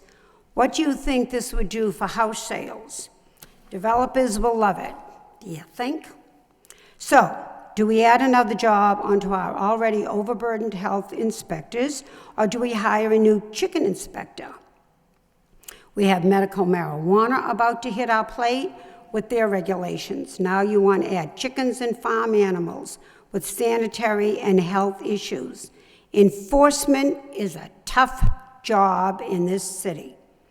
You already have animal control violations all over the city now, and had to change a part-time person to a full-time animal control person due to the overload and all that overtime. Please take a breath, count to 10, seriously think, do you really want to waste all this time, energy, and money to turn this city upside down? This is not a cute hobby. This is a disaster waiting to happen. We have our hands full now trying to control animals now. We have illegal animals in the city now. I hope to God you will see what an expensive and really bad problem this is going to be. Lowell is a fine city. We have enough on our plate right now. This is an expensive, troublesome adventure we do not need. And as I said in the beginning, the many people I have spoken to do not believe it. They think it's a joke. And the comment I'm getting is, are you kidding? So, Councilor Kennedy, a thank you to you because you're trying to make peace on earth here and sort of try to help all the citizens and make everyone happy. But I'm glad to hear we're going back to the neighborhood subcommittee. And from what I read in the newspaper, the chicken co-op may happen, and it may happen at the vocational high school. The vocational high school is in Tingsboro.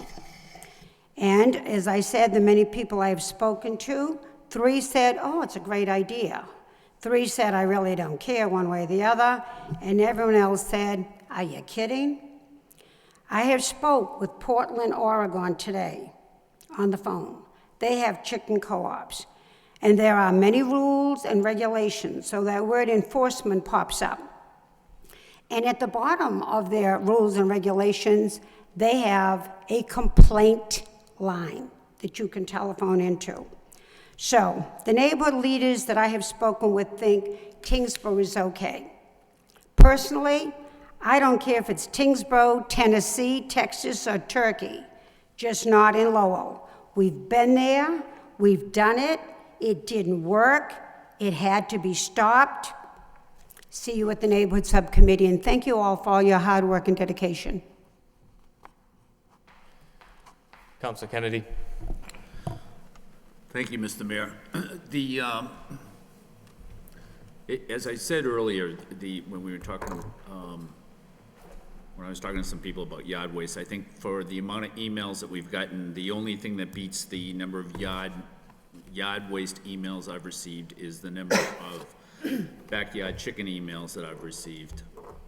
And I'm sure that it's the same for everybody else. This matter is not before the City Council right now. This matter is before the City Council Subcommittee on Neighborhoods for their recommendation to the full council. The motion simply asks for the subcommittee to look at maybe spawning a cooperative as an alternative to backyard chickens. I don't know if it's a good idea or not. It just seemed to me like a good compromise position. But sometimes when you look for a compromise position, instead of satisfying both sides or getting both sides to buy into their half, you end up having neither side, or just one side will buy in and the other doesn't. And so a lot of times compromises don't work. But I do think that there are advantages to having a cooperative as opposed to backyard chickens. First of all, it allows everybody to have organic chickens. What they feed them, I suppose, would be up to the cooperative and the people who chose to join the cooperative. It seems to me that just from an economy of scale basis, that having one cooperative for everybody would be a lot cheaper than having everybody having to buy their own coop and put it in their backyard and run their own little operation just for their individual family. The motion does not suggest moving it or placing or siting the chicken coop out at the vocational school. When I was asked about where it would be, the Lowell Vocational School just came to mind. And it's because I think that campus has excess land and that there are no people that would complain about it. And so siting it is, no matter where it is, would be difficult, but maybe it would be a little easier to do there. In discussing it with other people, since I filed the motion or since I made the comment about the vocational, putting it out the vocational school, other people have mentioned to me that it might be possible for the vocational school to develop an educational component that would be beneficial and that would help. I think if you look at the Portland, Oregon model, it seems to work very well there. I think for the city, it's a first step in this regard. I mean, backyard chickens is not a ridiculous notion, and it's not something that's brand new. It's something that's been around for, 10 or more years. There are a lot of communities in Massachusetts that do it. There are a lot of communities throughout the country that do it. I am not positive that it's right for Lowell or right for certain neighborhoods in Lowell. And so, to me, the cooperative seemed like an alternative worth looking at, and I still believe that it is. It also allows the city to police and regulate what happens to those chickens in an easier way. Somebody has raised the idea of what happens to orphan chickens, or chickens who, let's say a family goes out and thinks that it's a good idea to have chickens, and so they have 6 chickens for 10 months, and then they get tired or don't think that it's a good idea anymore. What do you do with those chickens?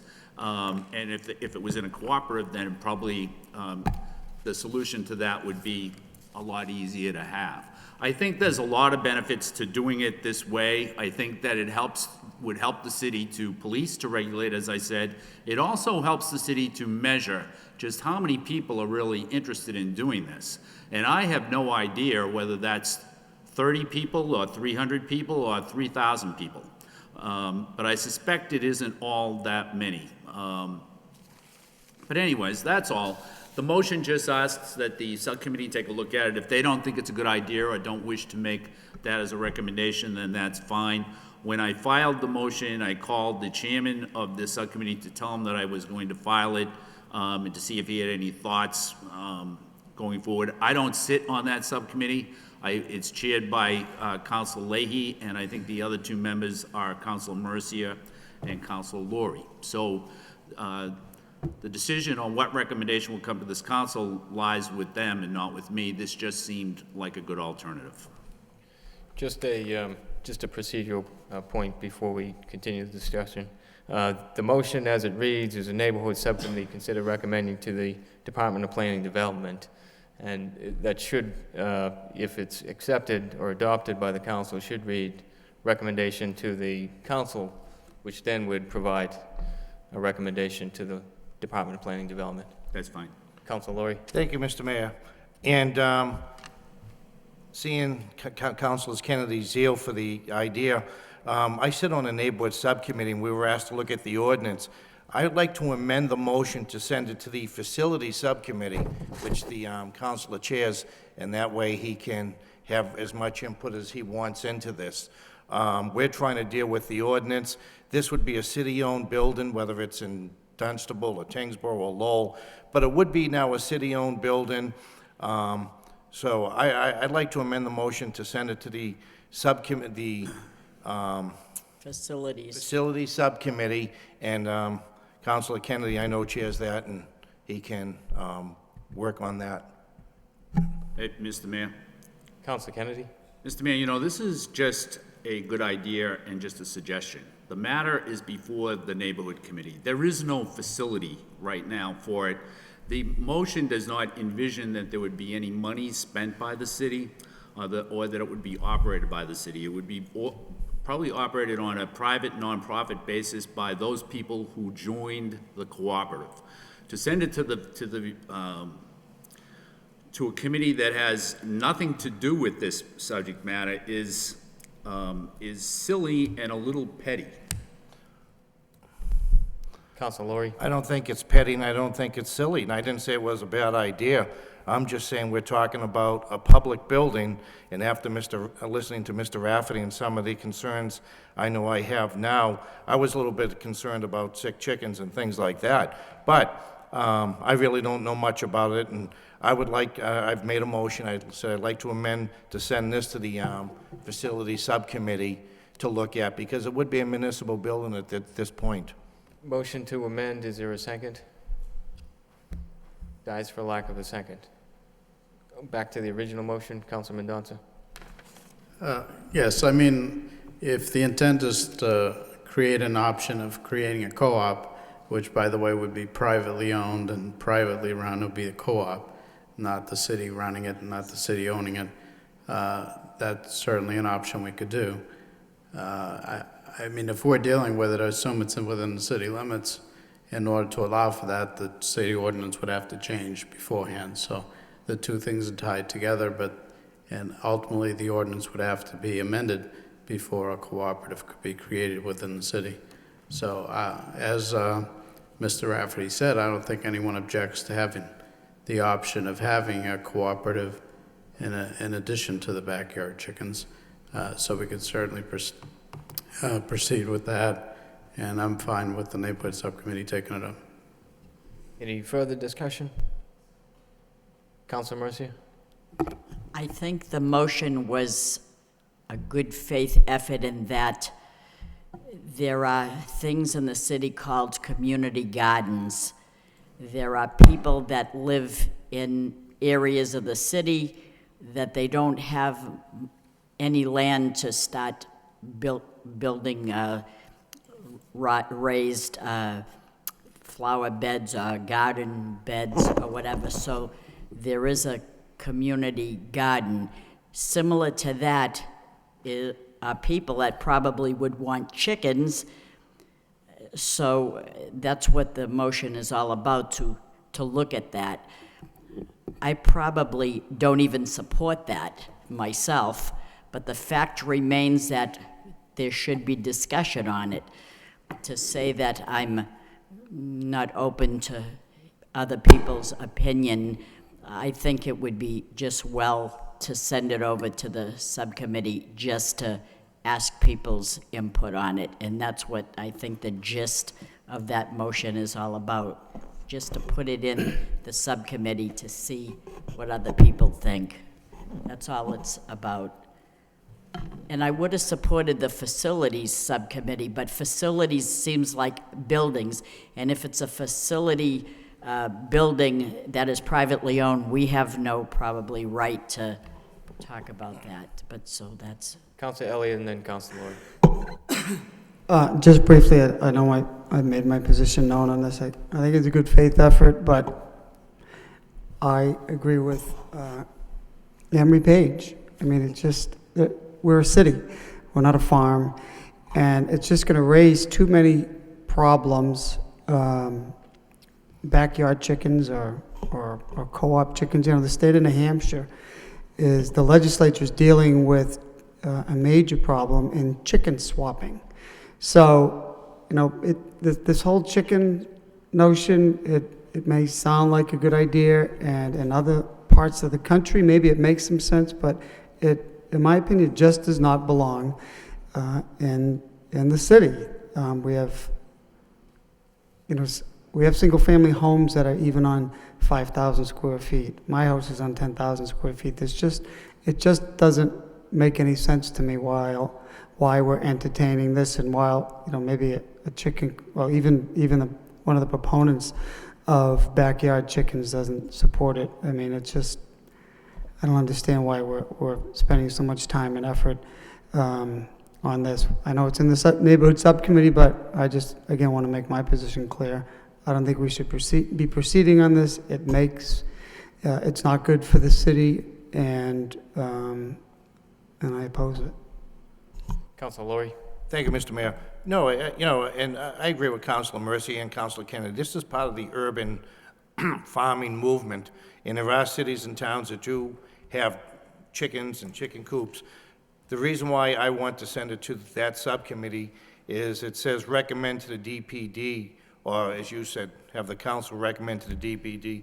That's a public organization, so it was my idea that this would be a public building. I don't know who would open it privately. There may be people, but when the Department of Planning and Development was brought into the discussion, I looked at it as a public building, and that's why I want to send it to facilities. But it is part of the urban farming movement, and it is what it is. And I haven't raised an opinion on it one way or the other yet, really. But there's plenty of pro and against. But that was the idea for I thought it would be a public building. Councilor Noon. Thank you, Mayor. I think Councilor Kennedy's motion is to put it out there for discussions in trying to appease both party, those who for the chicken in their backyard and those who against it.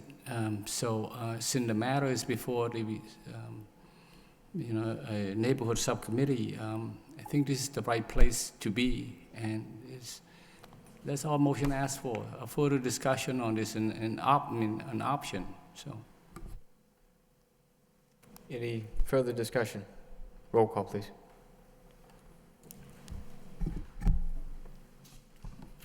Councilor Kennedy. Yes. Councilor Leahy. Yes. Councilor Laurie. Yes. Councilor Martin. Yes. Councilor Mendonça. Yes. Councilor Mercia. Yes. Mayor Murphy. No. Councilor Nguyen. yes. Councilor Elliott. No. 7 yeas. Next motion by Councilor Martin, request the police superintendent report to the city council concerning smart policing and other initiatives planned to reduce violence in the summer months. Second by Councilor Mendonça. Councilor Martin. Thank you, Mr. Mayor. I don't know, I may not have drafted the motion properly, but what I was hoping for was, yes, a report, but not a written report, but actually a presentation from the police superintendent to the city council about what the plans are for police patrols in the summer months. I know the interim superintendents appeared before the Public Safety Subcommittee, but I think it would be good for all members of the council as well as the public just to sort of be introduced to the interim superintendent and see what the police have planned in a period that, at least historically, has been higher incidence of crime than other times of the year. Thank you. Councilor Noon. Thank you, Mr. Mayor. I think this is a great motion. The school is going to be out in 2 weeks, and to have the police department work with Park and everyone else and to see what plan they have for proactive and in terms of prevention. This is a great motion. Thank you. Any further discussion? All those in favor, signify by saying aye. Opposed, so voted. Next motion by Councilor Mercier and Councilor Laurie. Request the city manager have the proper department explore a long-term solution to the parking shortage around Callery Field. Not requiring a second. Councilor Laurie, Councilor Mercier. I'll go. Let me go. Yeah, go ahead. Okay. Oh, was it seconded yet? Some You councilor. don't need a second. One of you, please. Okay. Thank you. This is some calls we've received at the Calvary Park area. There's 3 baseball fields, there's basketball courts, there's tennis courts. It's used quite a bit, and there's very little parking, and I guess at some times of the day, there could be a public safety matter out there with fire trucks and ambulances and police cars trying to go by. And what we'd like to see the city attempt to do is come up with a long-term plan, a solution to allow the many people who use that field to have some type of parking design out there to hold the crowd. One thing about parking on the street, these are Little League fields and things like that, and you're dealing with children, and it is a public safety issue. And if we could explore a long-term solution to the parking around Calvary Field, that's the idea. Thank you. Thank you. Council Mercier. Thank you, Mr. Mayor. There is a parking shortage along Parker Street, the section that abuts Calvary Park. Parents and families have been parking along that stretch of road for quite some time, even though there are signs there that tell them that they can't park there. Although the signs were up, no one bothered them, and when the games ended after 2 hours, their cars were gone. But now it seems that the police are enforcing the people who park there, and their concerns over parking are now multiplied with fear of being ticketed with money that they don't have or can't spare. As any long-term coaches can recall, for over 40 years, no one was ever bothered there. No emergency vehicles ever went in that way that were prohibited from going by because of cars parking there. I'm asking the city through this motion, who shares the goals to keep kids busy, to encourage parent participation, and to utilize the parks, that if we could just replace the no parking signs with signs that read, parking for park patrons only, and allow the family unity to continue. Don't discourage the family bonding by forcing people to stay home because they can't find a place to park. Limit the parking to one side only so that emergency vehicles can get by, and have some city/recreation encouragement. I know that there are other areas and other ideas, so if we do send someone over there to do some long-term planning, as Councilor Marty Laurie suggested, Danny Capone has some suggestions as well. He would be the guy that we could talk to. He knows some ways to get around that. Thank you for letting me be a bleeding heart once again for the sake of the children. Thank you. Council Leahy. Thank you.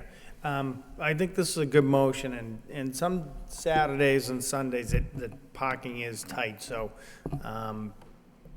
as a suggestion too, I'm sure they've asked, but, you know, they gotta work out a deal with St. Margaret's, because that big empty parking lot right next door, and, you know, people may say no, but that's the alternative right there. They have an empty parking lot, you got cars on both sides, and sometimes it is dangerous, and we don't want to discourage people going there, but I think, you know, everybody has to be a good neighbor, and that would be a good start for the church to help out the baseball.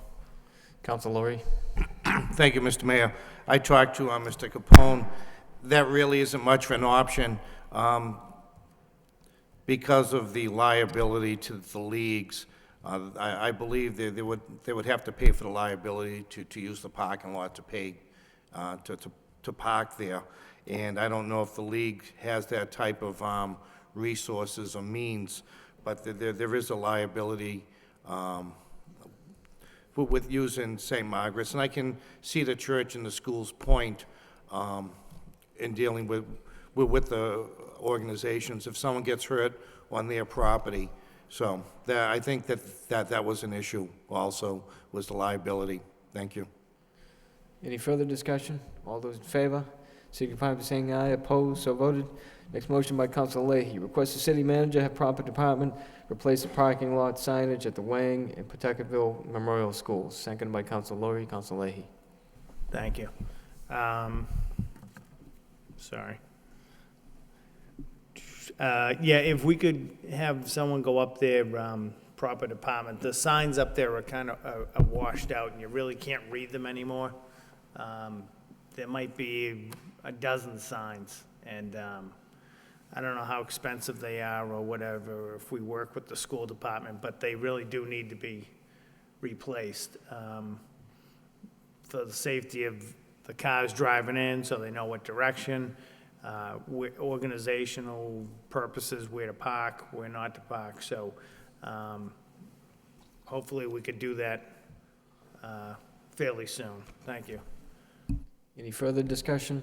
All those in favor, signify by saying aye. Opposed, so voted. It's motion by Council Leahy, request the city manager and proper department make exterior repairs at the Pawtuckville Memorial School. Seconded by Council Lowry, Council Leahy. Thank you. Just in front of the Pawtuckville School, a couple of the pillars to the entranceway, and I mentioned this to the manager earlier, I didn't realize that they were hollow, but there's some holes in them, and before they get any larger, water gets in, makes more damage, really needs to be addressed. It's a small thing to fix now, which could turn into a big problem, so if we could get someone to address that, I'd appreciate it. Thank you.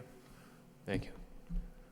All those in favor, signify by saying aye. Opposed, so voted. Next motion by Council Leahy, request the city manager have the Lowell Police Department report on traffic safety in the neighborhoods. Seconded by Council Lowry, Council Leahy.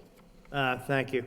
I had a conversation with Assistant Deputy Superintendent Artie Ryan, and this motion just basically, as Councilor Martin's motion, if we could get a report on traffic safety in the neighborhoods, what can we do to help assist them, and just to give us general information on what they're doing, what they're working on, trying to be proactive. So I'm not looking for any big in-depth studies, but I just want to know that, you know, that our help is available to the police department, and just general information, as I said, to let us know what they're doing. Thank you. Thank you. Council Kennedy. Just along those lines on Andover Street, I guess traffic's increased there in speed, and so I know that they've got that thing up that tells you how fast you're going, but it might be a good idea to put a couple of police officers there for a couple of days, a couple of times a month, just to slow everybody down or get everybody used to going a little slower. Any further discussion? All those in favor, signify by saying aye. Opposed, so voted. Next motion by Council Mercia. Request the Law Department begin the process of abandoning Worcester Road. Seconded by Council Noon, Council Mercia. Thank you, Mr. Mayor. This motion comes at the suggestion of a constituent, and it makes perfect sense to me. Worcester Road runs from Andover Street to East Merrimack Street between Surrey Lane and River Cliff Road.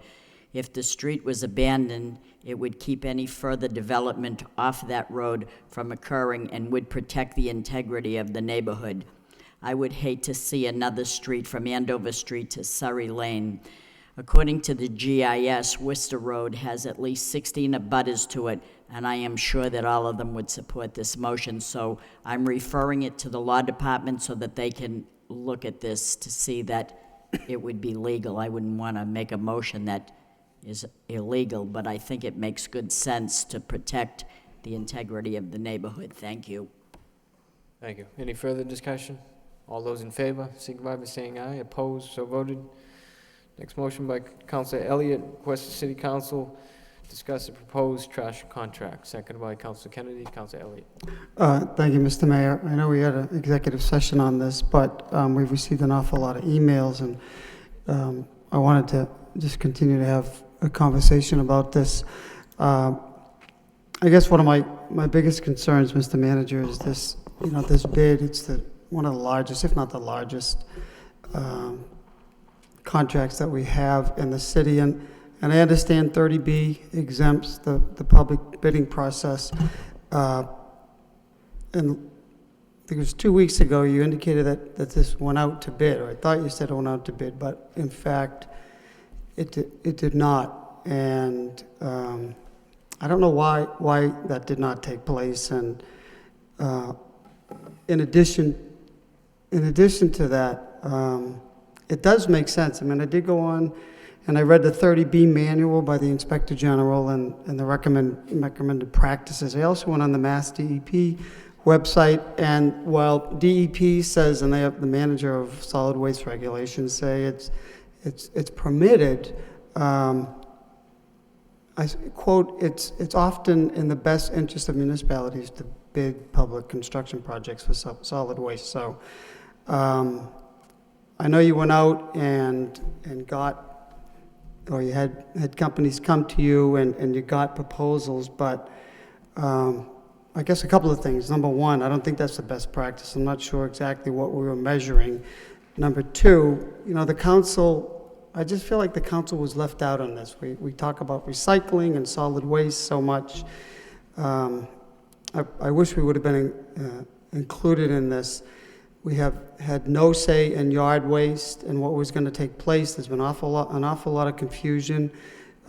We had no say on recycling and going to every other week of recycling, and I think that's, we should have had some input on it, considering it is a big expense, and it's quite frankly, it's a quality of life issue for people. So,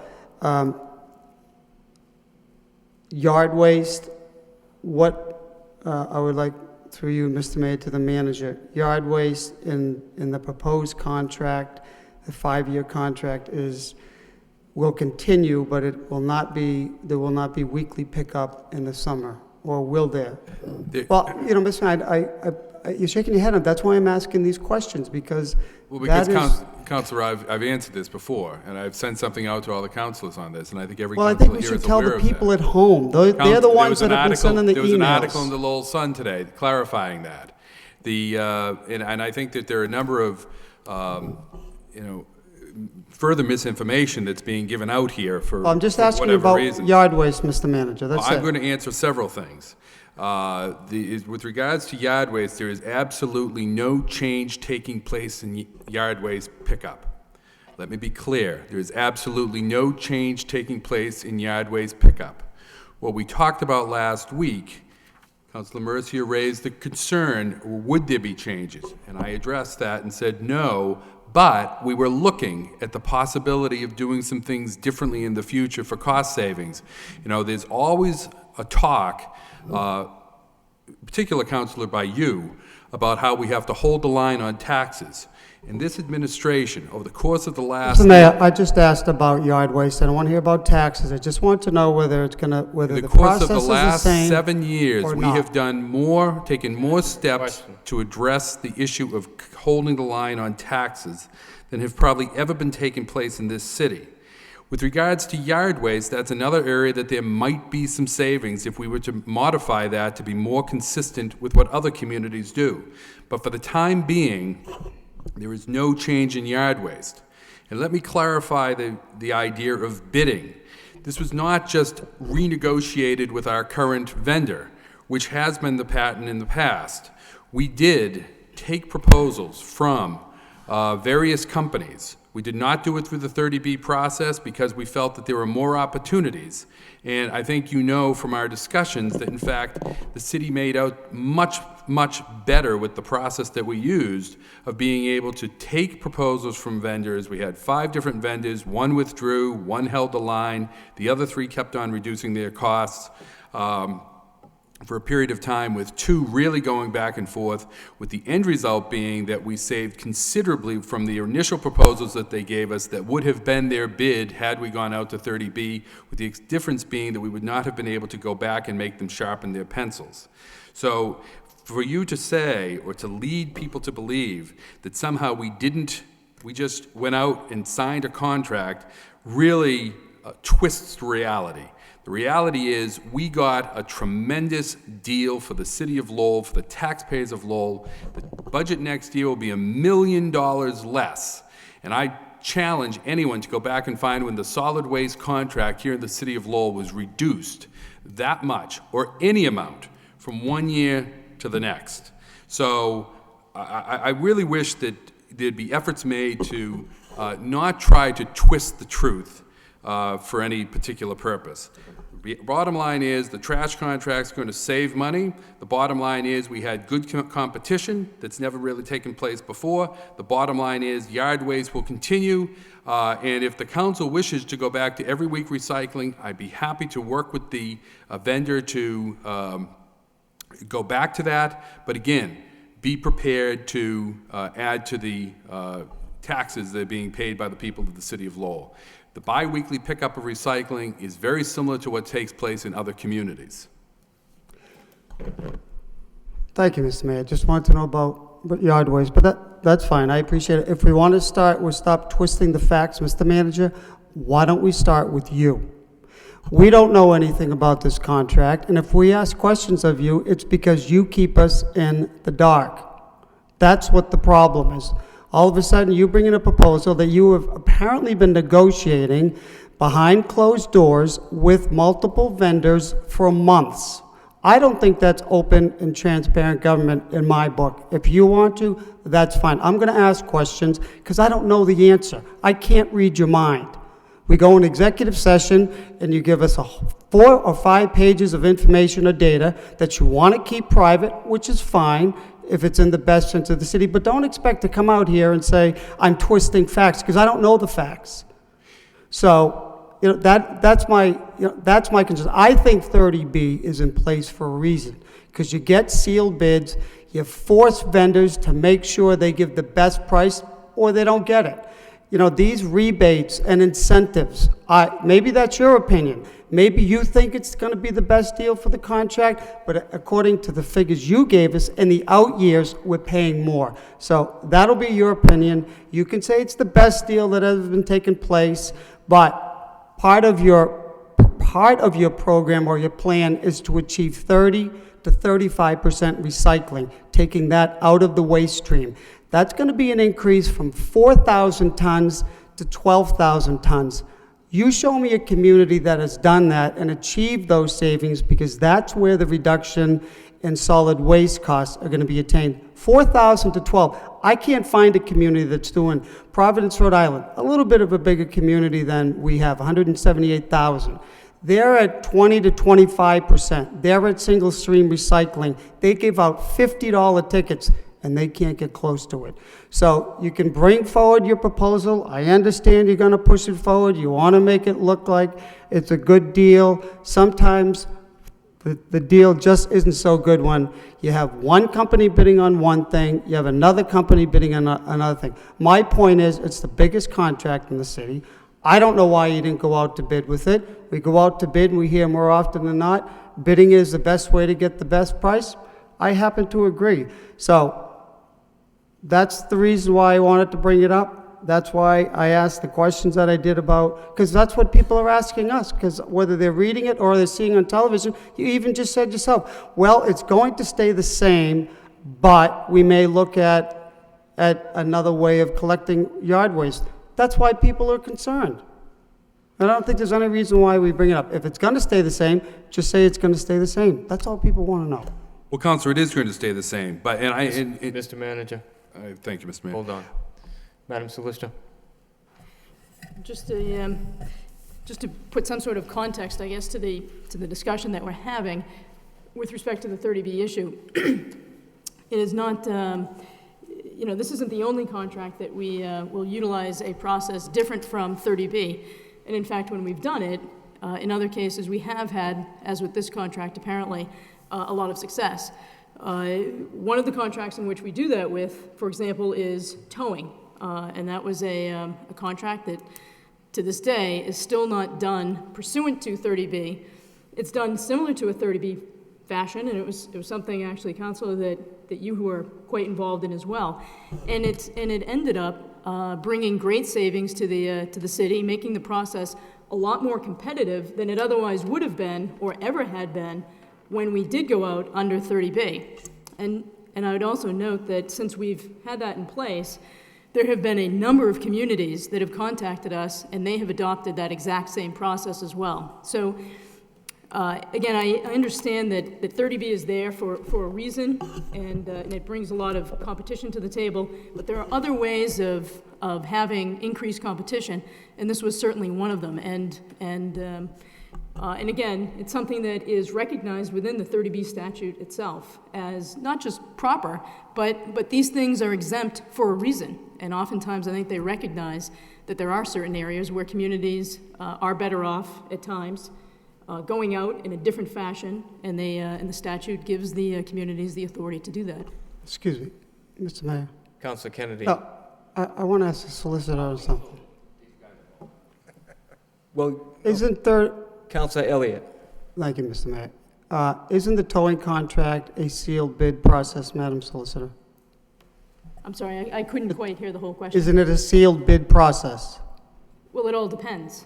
Well, it is. All- It is. Companies submit bids, they're sealed, and then they're open, and then the lowest bidder, unless you go and negotiate, that's fine, but as far as I know, it's a sealed That's what I'm saying. bid It's- process. That's what I'm saying. It all depends what it is you're going out to get, the type of service that you're looking to get. And again, even within 30B, there are different ways of doing it. You would referenced, somebody had referenced perhaps earlier, the RFP process. In the RFP process, a whole different mechanism is used as opposed to a straight bid process. Okay. So again, 30B has lots of different ways at getting at the same thing, but it's there. Somebody agrees with me. Okay, Mayor, thank you. I Anyway. just wanted an answer, that's all. I understand 30B, I understand the different processes for different service contracts or supplies. It's just my opinion. It's, other state organizations think the same, that's all. So, thank you, Mr. Mayor. Councilor Kennedy. Thank you, Mr. Mayor. I just wanted to clarify, on yard waste, the existing contract doesn't run out until the end of the calendar year. The existing contract runs out at the end of the calendar year, and the next contract includes yard waste done on a 39-week basis, and that will be carried through from 2014, January 1st of 2014 to June 30th of 2019. Okay. It includes that 39, and I will likely not bring it, maybe my successor will, but given the emotion of the yard waste issue, I probably will not bring in any recommended changes. I guess, you said for the foreseeable future, so some people listening at home may think that that just means for this calendar year. But in fact, there's a yard waste pickup, the same yard waste pickup component exists in the new contract, which will begin in January. And when we talk about maybe the potential of reducing that in order to get more savings, we're not talking about eliminating that, are we? We're just talking about maybe paring it back a little bit during some of the summer months. Correct. Okay, so I have to agree with that part of the whole thing, is I really think, although there was something in the paper today and so forth and so on, there's been so much concern and consternation about this yard waste thing, that I think the more that we can get that out and just lay it to rest, the better off we are. Yeah, So- and I agree that, and I don't know why it got confused after our last meeting, but it did get confused. And we're trying to rectify that now. So and with regards to doing things behind closed doors and all the rest, I mean, that's where meetings take place generally, is behind closed doors of an office. But the idea that I'm hiding this from the council, I've tried to bring it to the council. It seems no matter when I bring it to the council, it will have been the first time it's been brought to the council, and then there'll be the claim that this is the first time we're hearing about this. That's always going to happen. There's always going to be a first time the things are brought to the council. Councilor Kennedy. Yeah. Mr. Manager, I suppose you can say that. It's like, if you're looking for something, it's always in the last place you look, right? I mean, that's kind of what you're saying, That's is correct. that type of thing. But the fact of the matter is that Councilor Elliott is correct. You've been negotiating this for quite some time. It wouldn't have been out of line to let the council know that you're at least in those negotiations. The way it was presented, with your presentation last week, almost was, this is a done deal, we've been negotiating this, and it's all squared away and signed, and that's it. I think that's where the concern is, and I think for a contract of this size, and we spoke about some of this, I didn't want to get into it again, but for a contract of this size, transparency is important, and I mean, you recognize that, and so that's really, That's really the only, that's the crux of the concern, I think. And so, Which, if I may, Mr. Mayor, Yeah. which is why I brought it to the council. I could have just executed the contract and gone merrily along until people started seeing different trucks out on January 1st. But I wanted to bring it to the council. Mostly what I wanted to bring to the council was the idea of doing things a little bit differently with the collection of recyclables. right. Councilman? And it's, I will try to review my workload on a regular basis to see if there's anything else that I'm working on a regular basis, or that staff is working on a regular basis, that I can keep the council informed on. But these are the day-to-day operational decisions that the city manager and his staff and his administration work on. We do this all the time, all sorts of things. This is a very large contract, but it's what we do. And, that's, we bring it to the council, but I will keep that in mind. Thank you, Mr. Manager. Councilor Mercia? Thank you, Mr. Mayor.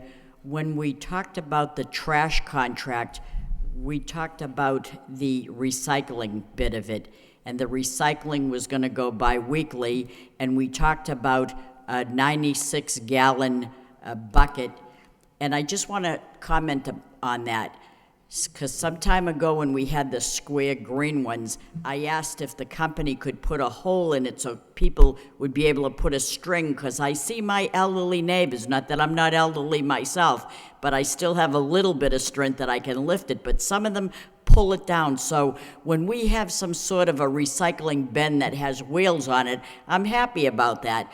But when you hear the figure 96 gallon, it kind of scares the seniors, because when that gets a little bit full and they have to lug it out, especially in the winter, it's kind of frustrating. So that when you see the maroon buckets, and they're 64 gallon, and the seniors have one and they're 32, so that's a good idea.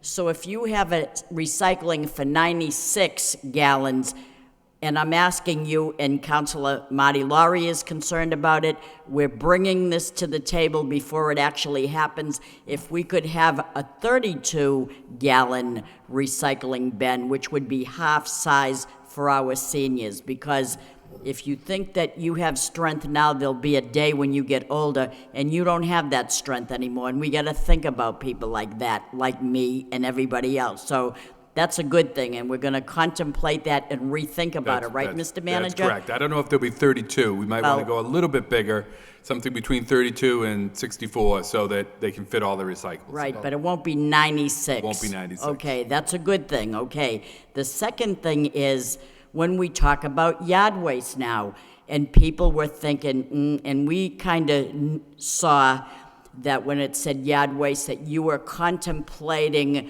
trying to reduce the cost, and maybe we could have yard waste disposed at a drop-off center. Now, that was proposed, and I commented on that because I was very upset to see that, because I look at my neighbors, and maybe it is less used in the summer, but on my street it isn't. I don't know if I live on a different street or what, but I look all the way down Burnham Road, which is a very long street, and I see yard waste going out every week. Now, if it would be every other week, we could accept that probably.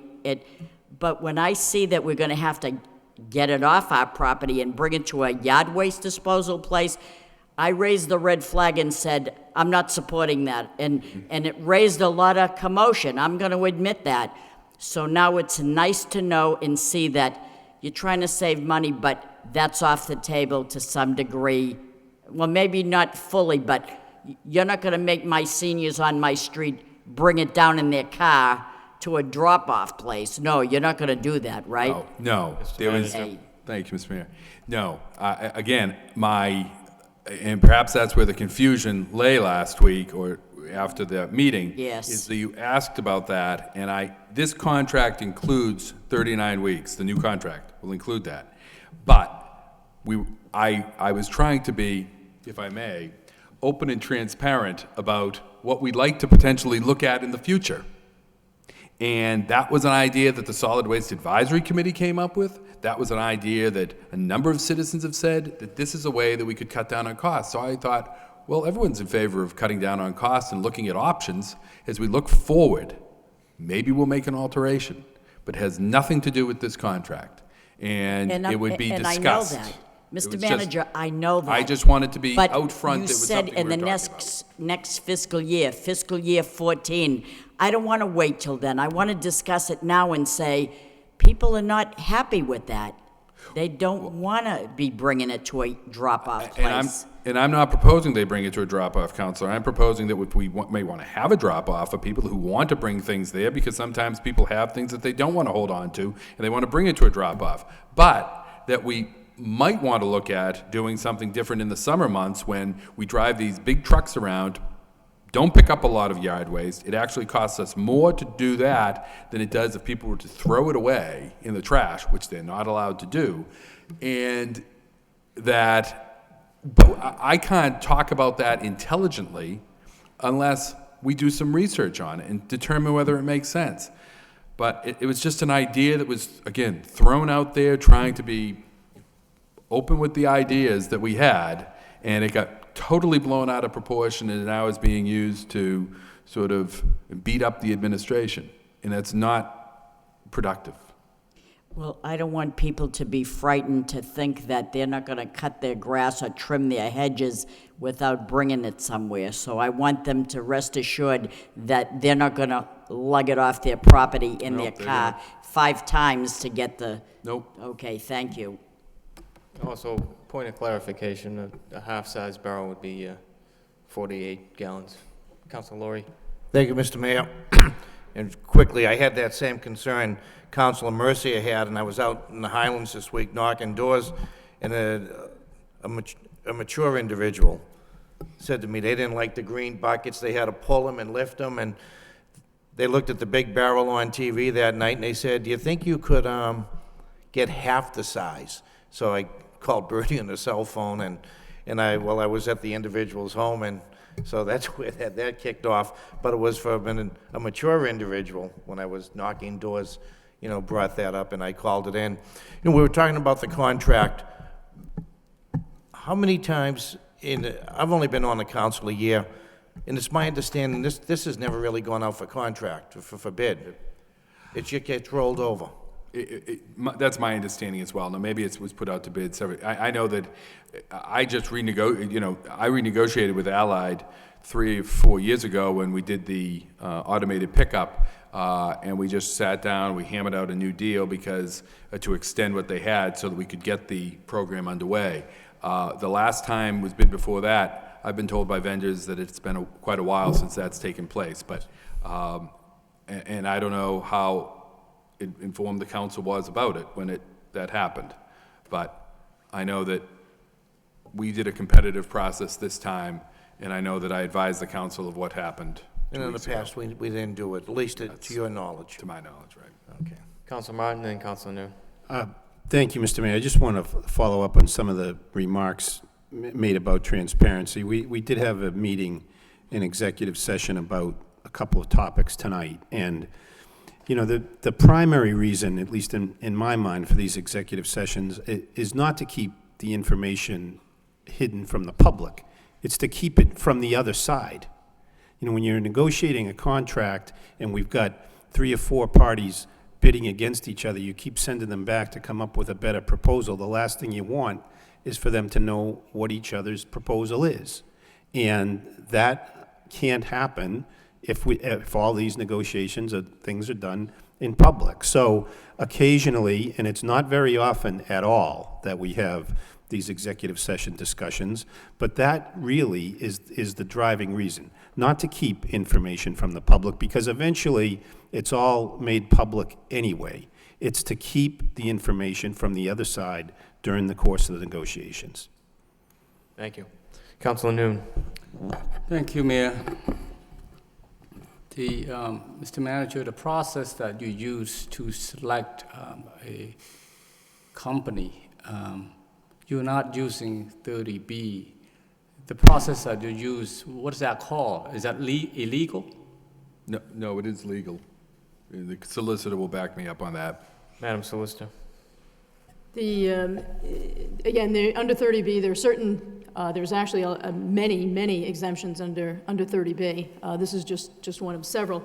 And communities are, in fact, encouraged to still, if they're not going to be using 30B, to go through a process of 30B. Oftentimes, when you, quote, don't utilize 30B, you can be doing almost the absolutely identical process that you would have utilized had you been going under 30B to begin with. I think what the manager was referring to, and you can refer to it as lots of different things. Requests for information is one of the common ways of doing it, which signals to bidders that they are going to be bidding, but they will not be bidding pursuant to the 30B rules and regulations. And what the manager has referred to, which is accurate, is that under 30B, you are oftentimes confined. In fact, you're confined to the very process that you utilize. So if it's a straight bid, that's what you're left with. You pick the lowest bidder, there is no negotiation, and that's the end of it. If you go through an RFP process, you might have a little bit more flexibility. If, however, you're dealing with something like this or the tow contracts that I referenced earlier, there is more freedom. And there's the freedom, as the manager had mentioned on several occasions now, to reach out to bidders and to say, sharpen your pencils. And oftentimes, you know when that's appropriate because you can take a look at the numbers and have an educated estimate as to whether there is still more savings yet to be had. And I believe that's apparently what took place during the course of this process, which then yielded savings that we have not yet seen before in previous contracts. Mr. Manager. And if I may, one complicating factor in this particular contract that makes the straight 30B process less beneficial to us is that we would be bidding out trash collection. And the way that the proposers came in, all of them, they did not necessarily just come in with a trash collection contract. They also came in with a component regarding disposal. And they all have different opportunities there and different timings. So we have to work off of, we have to lay this out in such a way that we know who has what when in terms of disposal opportunities, and that adds to our ability to actually do the real comparisons and negotiations to get the best possible deal for the city. So at the end, you utilize the best option that you have to get the best deal for the city and the taxpayer. Correct. Councilor Kennedy. Thank you. Mr. Mayor, it's good to have the freedom in negotiating like that. So that's a good thing. I don't think anybody's saying that. And I think everybody realizes that it's prudent not to let the other side know what you're doing, so that when you're negotiating, that's all fine too. I think where the problem lies is when nobody knows that any of the negotiations are going on, when the city council doesn't even know that we're negotiating for a new trash contract, and doesn't know until the final hour that's taken place. I think that a lot of the discussion that's gone on tonight and a lot of the confusion that's gone on over the past couple of weeks probably could have been eliminated had the city council at least been informed that the administration was negotiating for a trash contract. And although the city administration might be busy and they may do this stuff every day, they should keep in mind that they work for the city council. And so there should be no problem with letting the city council at least know what the administration's doing. I think it's beneficial to both parties. Any further discussion? Councilor Elliott. Excuse me, thank you. Through you to the city solicitor. Madam Solicitor, what is the, this is a 5-year contract. My understanding, after reading the Inspector General's Chapter 30B manual, generally speaking, municipal contracts are for a 3-year term and requires legislative approval. Why does this not fall into that category, or why doesn't it? There are certain contracts that would require council approval. Contracts regarding real estate, leases, that always will come before the council, license agreements and such. The reason contracts in excess of 3 years will come before the council is solely because it's a 30B requirement. However, in this case, because it was exempt from 30B, the vote wasn't required. But regardless, was presented to the council anyway. Doesn't Chapter 149 cover contracts? It does, Or other contracts? construction contracts. Right. So neither one of these laws apply to this. And as the Right. manager said, if he could have just continued with this and just brought in any term of a contract, that just doesn't seem to make sense. Or do we have any local ordinance? I thought there was a local ordinance, and I could be wrong, that required council approval on any contract over 3 years. I can check into that, but again, the genesis of that, even for a local ordinance, would have been the 30B requirements, that those under 30B in excess of 3 years would then require the approval of the governmental body. Well, that's what I thought, but this guidance indicates that some towns adopt special bylaws that do require legislative approval for any contracts over 3 years. So I'd appreciate it if we could get that information, not only for this, but for the future as well. Thank you. Council Leahy. Thank you. My only comment is that, when we really look at it, we're 6 months out before we sign. You brought it forward to us. I think you've been fair listening to all of our comments on the size of the barrels, the yard waste, and our concerns. I think the bottom line is you can't argue with the savings.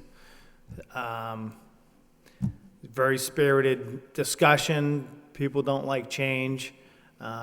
But I think overall, we all do this. We all review our insurance policies and things like that. And bottom line is we had to save money. And I think you're listening to our concerns. I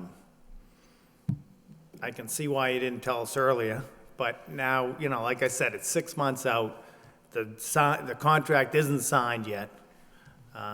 So I don't think we can argue with the bottom line. Thank you. Any further discussion? All those in favor, signify by saying aye. Opposed, so voted.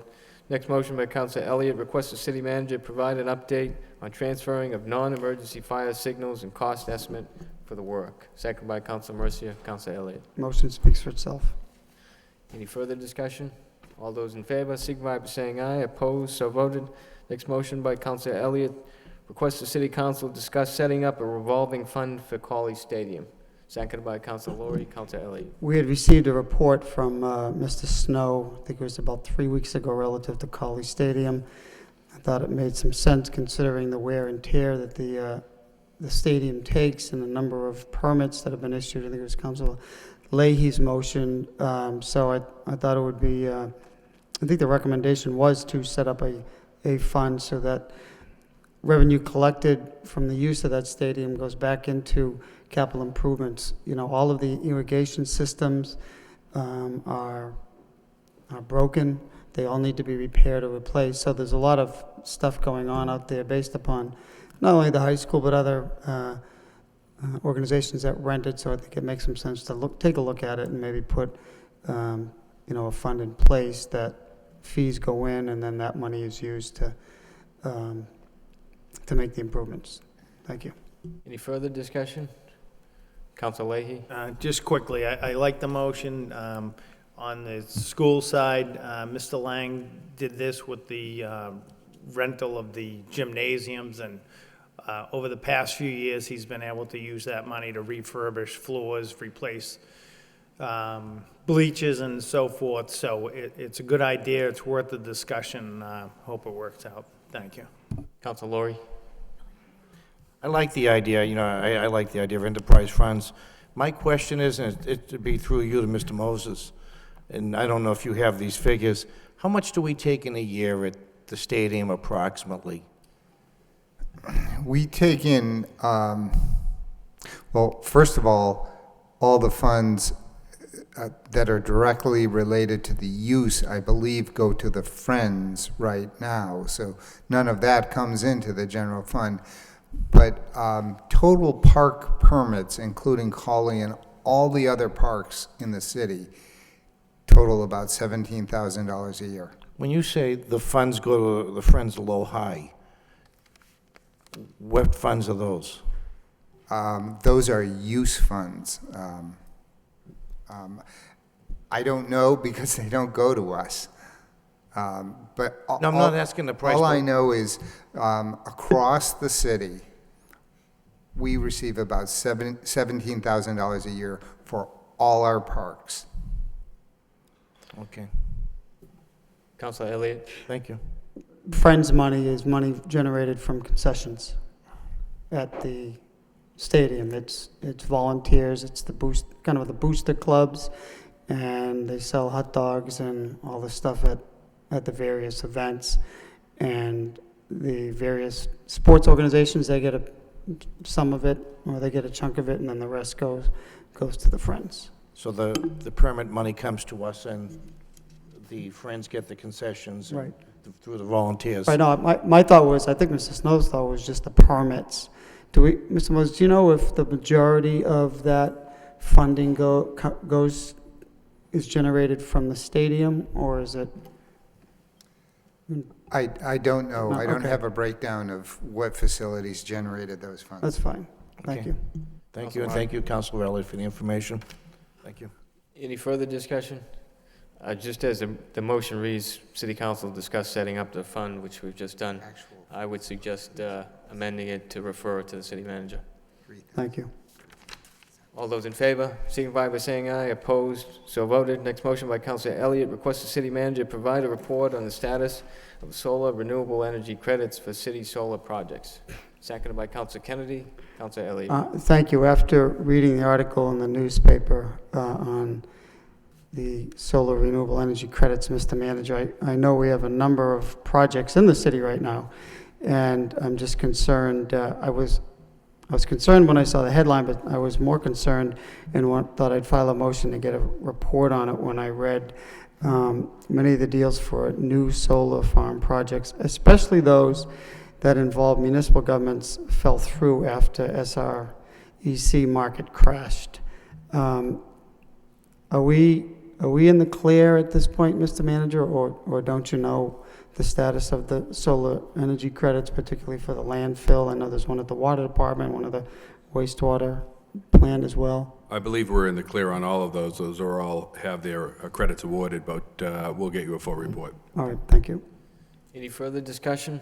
All those in favor, signify by saying aye. Opposed, so voted. Next motion by Councilor Elliott, request the city manager provide a report on the status of the new charter school. Seconded by Councilor Kennedy. Councilor Elliott. Well, it was second. I was just going to withdraw the motion because I think we know the status of it, so. Motion withdrawn, and entertain another motion to adjourn. So moved by Councilor Mendonça, seconded by Councilor Martin. All those in favor, signify by saying aye. Opposed, so voted. As voted earlier, we will have that meeting next Tuesday to discuss the budget at 6 p.m., just for the public. Thank you.